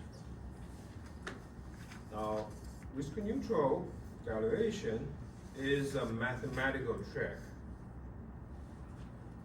It's not the real world, so it's called risk neutral valuation. So you can, you probably watched this movie, right? So in this world, basically physics is different. So it's an imaginary world. It's not the real world. I'm just trying to show you that this is not a real world. So what is this world? I'm going to characterize this world a little bit. Some important features. There is why it's called risk neutral. In our world, we believe that investors are risk averse. We don't like take risk. If we are risk averse, which means we don't like take risk, any risky assets like stocks is going to require a risk premium. So you have to offer a higher return to compensate us to hold this risky asset. You have to give us a higher return. Imagine rate. Just like a borrower who has a lower credit rating. I think somebody who has a lower credit rating who wants to borrow, he has to pay a higher interest rate. You have to offer a higher return so people will lend money to you. Otherwise, people will stick with the treasury. So that's our world. We are all risk averse. That's why stocks outperform bonds. Stocks has a higher return because they're riskier. We need a higher return to hold the stocks. In the risk neutral world, you can tell from the name of this world, everyone is risk neutral. So it's an imaginary world. Everyone is risk neutral, so people in that world don't care about risk. They don't care simply. Because they don't care, any asset return, expected return, is going to be the same, and they will be the same as the risk-free rate. There's still risky asset there, which means that across different scenarios they have different returns, but the average, the expected return is the risk-free rate. There's no risk premium. If there's no risk premium, stocks is going to give you a return of risk-free rate. Then CAPM in that world is basically 0 equals beta times 0. There's going to be beta because it's the risky. There could be some risky assets. There could be beta measures the systematic risk. There still could be systematic risk. It's just that the market doesn't have a excess return. The market return, expected return is the same as the risk-free rate. There's no risk premium, so 0. Any risky asset doesn't offer you any risk premium. So holding any asset, any risky asset, your expected return is the same as the risk-free rate because you don't care. In that world, we are not in that world. The advantage of that is in that world is because any asset is going to have a return of risk-free rate, you can discount any cash flow using the risk-free rate, which simplifies the calculation.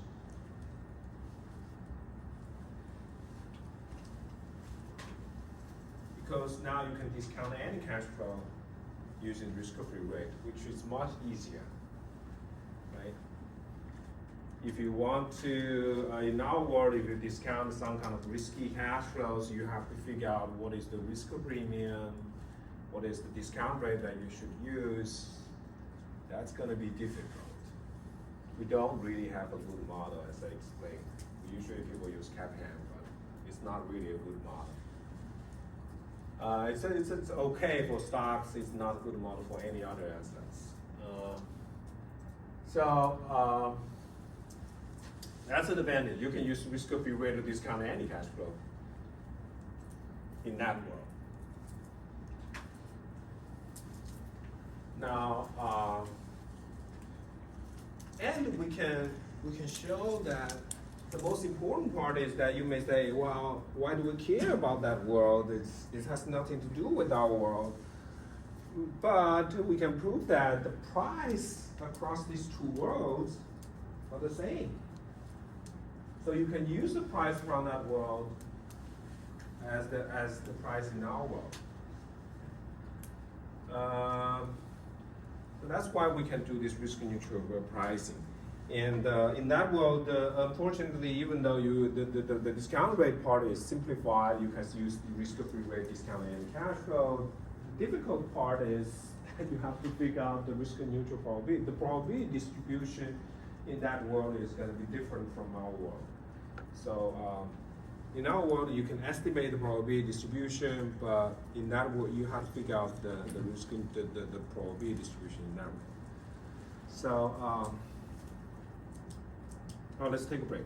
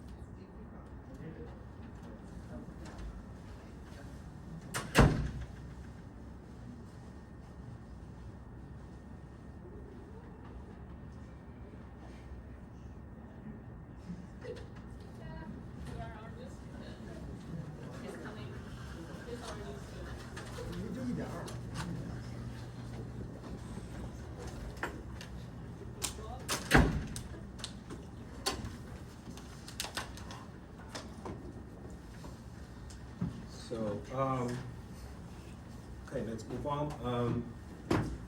So you may think that this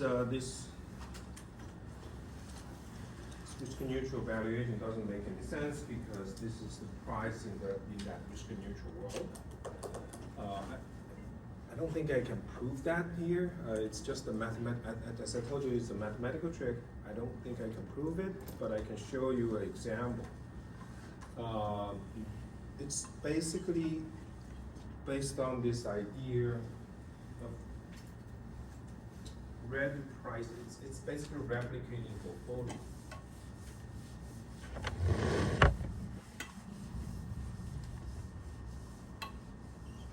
I think I talked about this example in the first week. So the idea here is called replicating portfolio. If you can use asset B and C to create a portfolio to replicate the cash flow of asset A across all state and all time, the price of asset A should be the same as portfolio R. So a very direct example, a simple example is this coupon bond. You have a coupon bond, which a 2-year coupon bond. Let's say you have $5 coupon every year. So after 1 year, you see $5 coupon and one $5 coupon. Let's assume that the current price for this coupon bond is 100.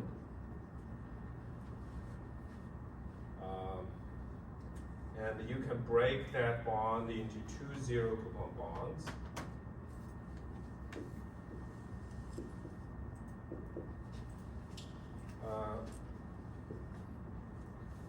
The first zero coupon bond is a 1-year bond which has a payout face value of $5, and the second zero coupon bond is a 2-year zero coupon bond with a $105 face value. So let's call this as asset B and C. This is asset A. So if you buy one of this zero coupon bond, one of this 2-year zero coupon bond, you obtain a portfolio of R, which is B and C. So you can see that R, this portfolio is the same, the cash flow in the future are the same as coupon bond A.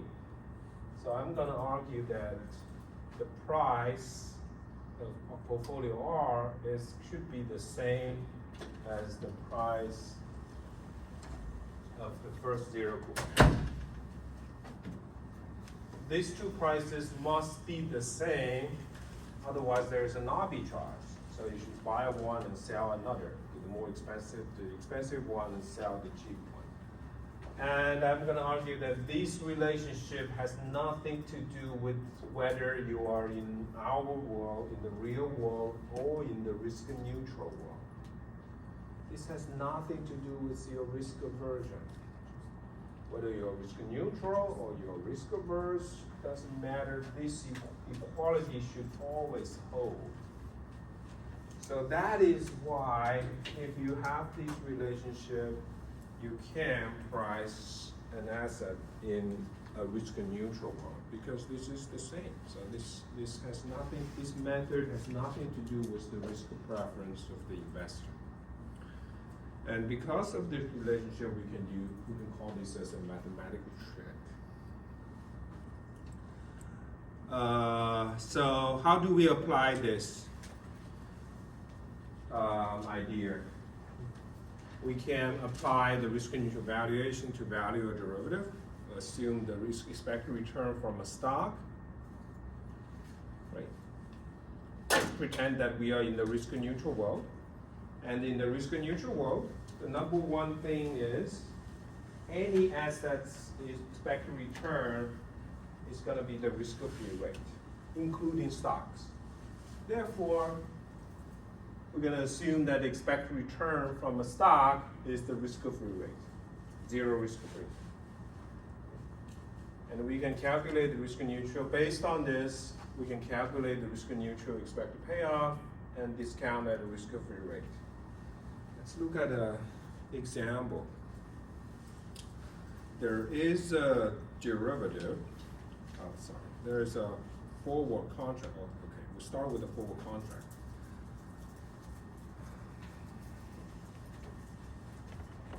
You know the delivery price as K, the forward price as K, and time to maturity is big T, and the underlying asset is a non-dividend paying stock. So this forward basically allows you to buy, if you're long the forward, you can buy the underlying, this non-underlying non-dividend paying stock at a forward price in some future big T.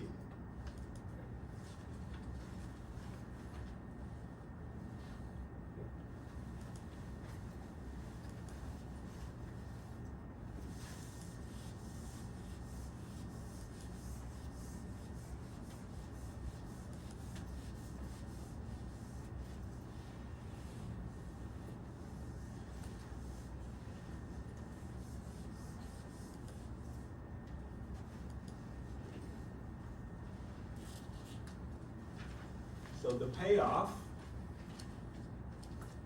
the long or forward, is the payoff at the maturity of this contract, the long or forward. So you can write the payoff as S big T minus K, which means that you can pay, right, as explained. You pay the full price, and you receive stocks, which has a market value of as big T, so that's why there's a minus sign, there's a plus sign. Payout is the negative sign. Now we try to value this contract today. What is the price today? What is the price of, when you enter a forward contract, what is the price of that forward contract? Do you have to buy it? Do you have to pay to buy a forward contract?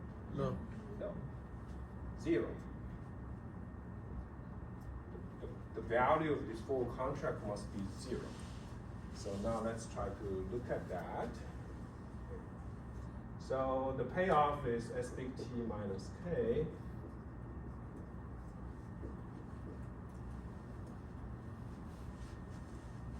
Now we're going to do the risk neutral valuation. So the risk neutral valuation, the price, the value of the forward. Check what is my notation.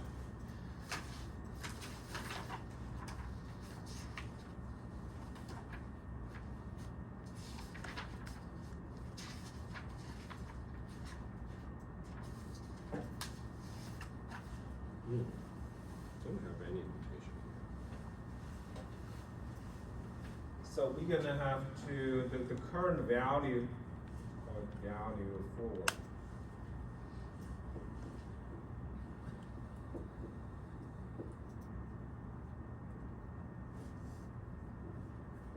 Which should be how do we value it? We discount it at the risk of we're gonna do risk neutral valuation. Okay, you can discount any expected cash flow at the risk-free rate. Just discount cash flow and expected cash flow. So the payoff is S big T minus K. That's the payoff. And that's it. Now we want to solve it. We're going to break this into two. Minus, this is a constant. K is a forward price, which is determined today. So there is no uncertainty about the K. K can be moved outside of that expectation. Now the tricky part is what is the risk neutral expected as big T? The stock price of big T.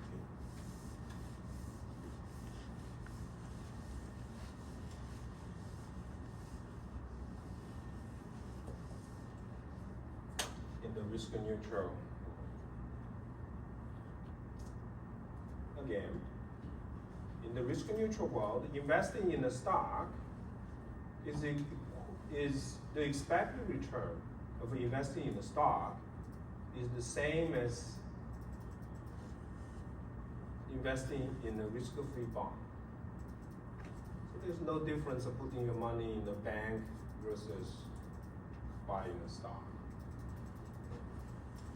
If you put $0 in the bank with a risk-free rate of R, how much are you going to get after big T? You're going to get S0 times e to the power of R big T, if R is the continuous compounded rate. Okay, this is the future value of S0 in the risk-neutral world. So in the bank account.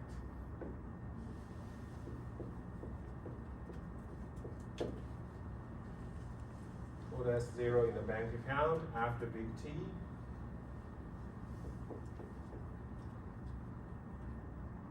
You will get this. This is going to be your balance. And that's going to be your balance, expected balance when investing in the stock too. Because this is the risk neutral world.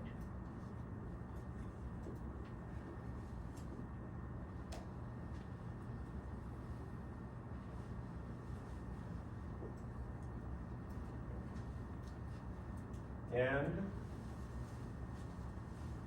these two can be canceled. You end up with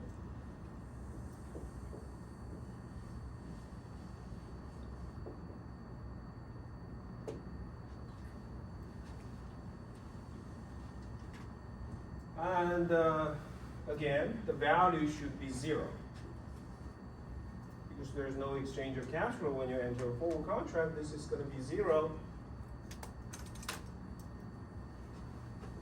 So if that's 0, you can determine K, full price.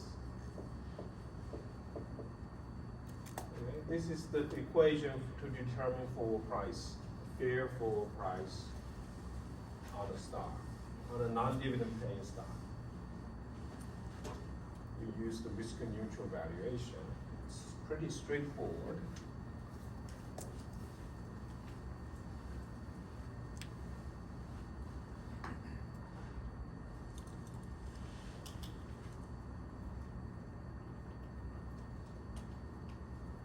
This forward price, if you set the forward price to be K, the value of these, think about like if I set the forward price to be K, then the value of this contract will be 0. So it will be a fair price for both the buyer and the seller. So on the long side and the short side, it's going to be a fair forward price.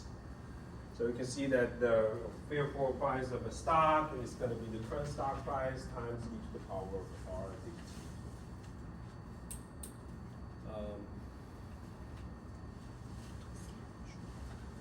This is risk neutral valuation, and it's a mathematical trick, just to simplify. There is a trading strategy for any of these risk neutral valuation. There's always a trading strategy which is involved. Okay, in this case, there is a trading strategy. What is that trading strategy? There is an arbitrage strategy. Let's look at these two cases. So I'm going to show you the trading strategy behind this risk neutral valuation. So let's split let's assume that if the forward price is not the same, does not follow this equation. For example, the first case, if K is greater than S0 e to the power of RT, is there an arbitrage opportunity? There is. Now the forward price is higher than the stock price. Well, adjusted for this factor. So in arbitrage, if you want to make arbitrage profit, you're always going to have to buy the overvalued asset, to sell the overvalued asset and buy the undervalued asset. So if this equation, this inequality holds, forward price is higher the current stock price is lower. So what you should do, you should buy stock and sell forward.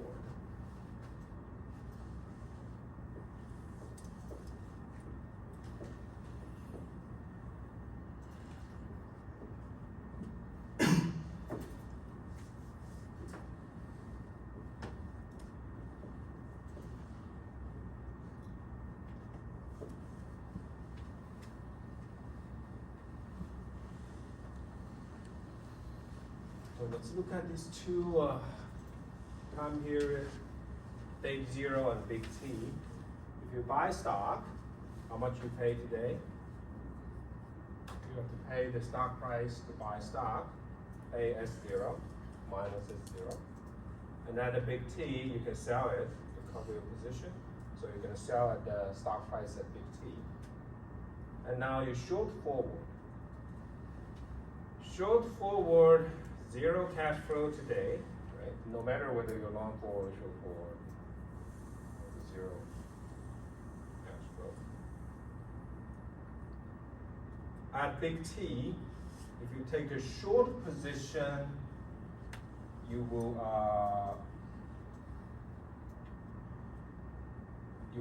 sell stock for the full price K. Okay, if you're long or forward, this is going to be your payoff. If you're short forward, it's going to be the negative of the payoff of the long side. So it's going to be K minus S big T.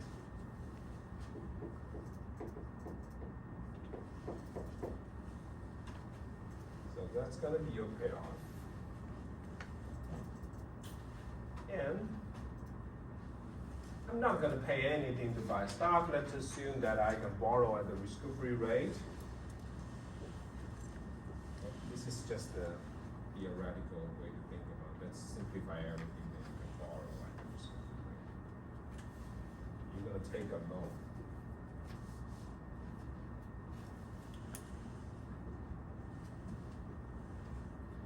You're going to take a loan of S0 to buy the stock. So, of course, if you take a loan, you have to pay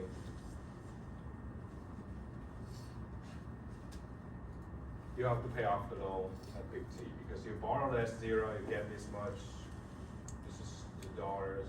You pay S0 plus interest. Now, if you take the sum of all the 3 transactions, you have a 0 cash flow today.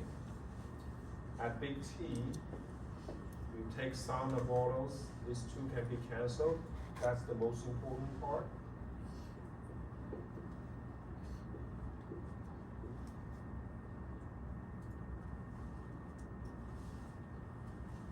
You get this profit. According to that inequality, this is positive. So you have a risk, and this is risk-free profit, because all the numbers here are determined today. Full price, current stock price, interest rate, and big T. This profit has nothing to do with the performance of the stock at big T. Okay? It's risk-free profits, and it's positive. So this is what we call an arbitrage.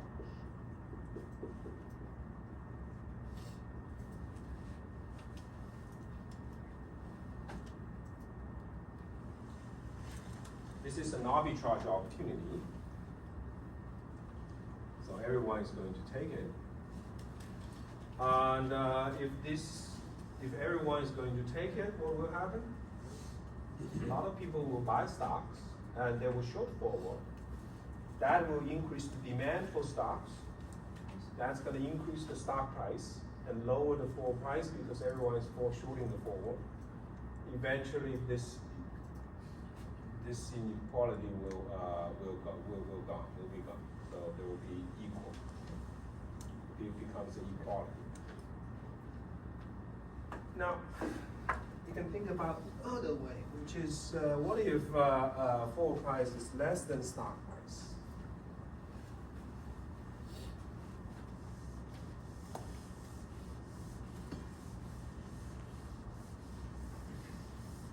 So you see that there, that's why I call the risk neutral valuation is a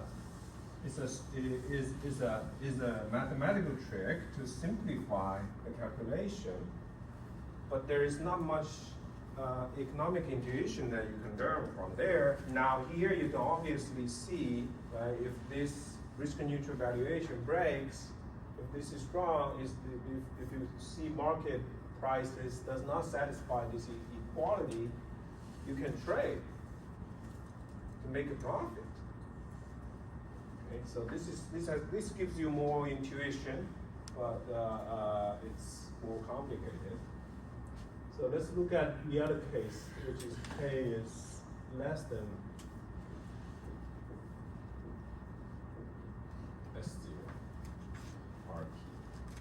So now forward is undervalued, stock price is overvalued, so you should short stocks. Always sell the overvalued assets. Short stock, buy forward.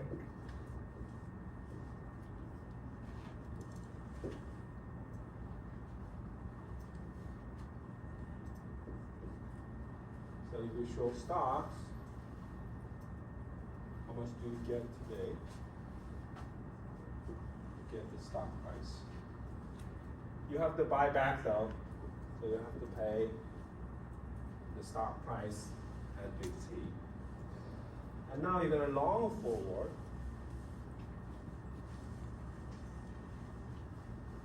Again, no matter you're short or long or forward, you're gonna pay nothing.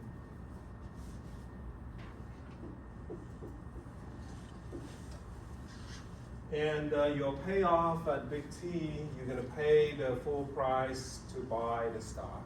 And I'm gonna save the stock price in a bank account, in a brokerage account. Okay? So you're gonna get the interest payment at big T. Now you take the sum of these at day 0, get 0, big T. Again, these two cancel. You got this. Which is independent of the stock price at big T. Which is the most important. Because S big T is the only risk here. Okay? S big T is risky. So you get rid of that risk. So you savings at Save, oh, you do nothing. You basically short the stock, so you get the proceed. Okay. When you put it in a brokerage account, they will give you some interest. Okay, so that's just the, Is interest. yeah, the plus the interest.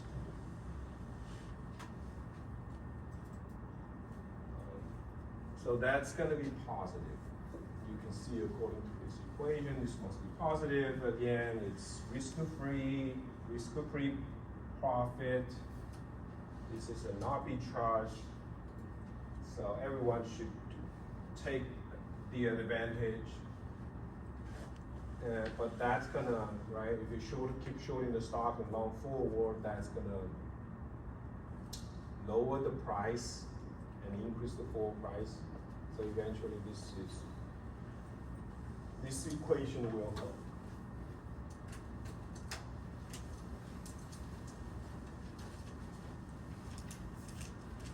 So, but there is some special scenario I want to mention. I always like to emphasize some special cases that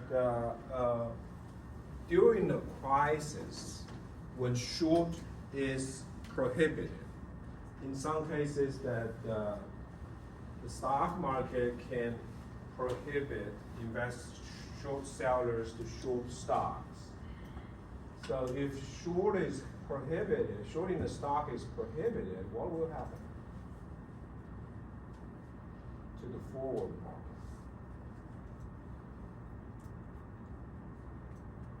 That will impact the forward market.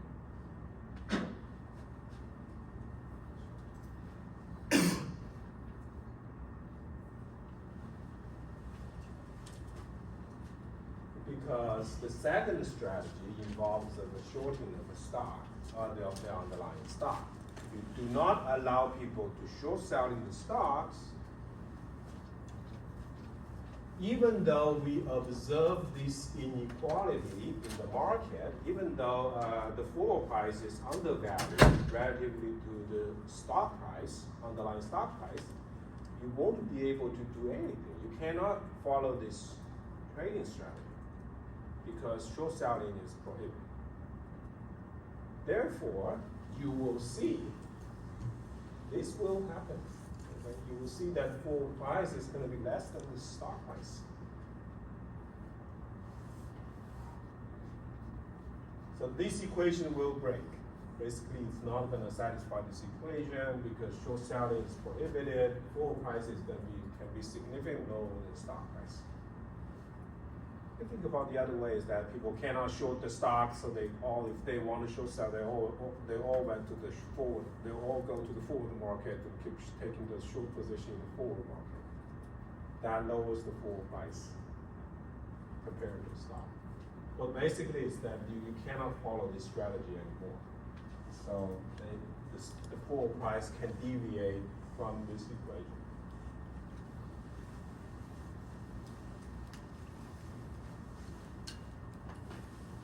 There is always an exception. So to summarize what we got so far, we will talk about this strategy later when we talk about Greeks, because these are what we call the delta hedge for forward.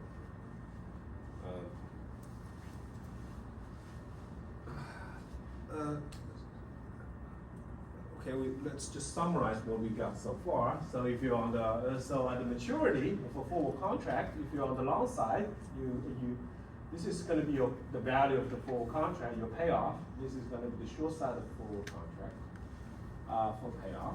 At the inception, when you enter a forward contract, if you're on the long side or short side, the value is 0, so you don't have to pay to enter in a forward contract. If you're any time between the inception and the maturity, this is going to be the value of forward. If you're on the long side, we derive this equation.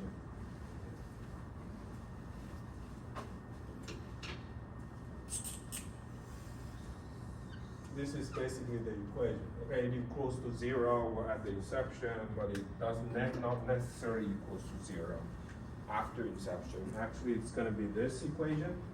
At any point in time t, if you're on the long side, it's going to be stock price minus the forward price times this. And if you're on the short side, it's just negative of that number.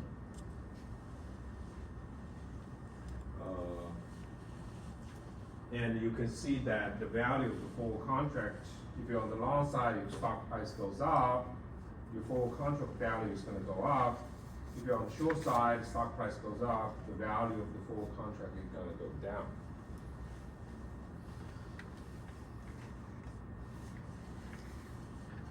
I think I'm going to stop here. Okay, we'll continue next week. Thank you. Thank you.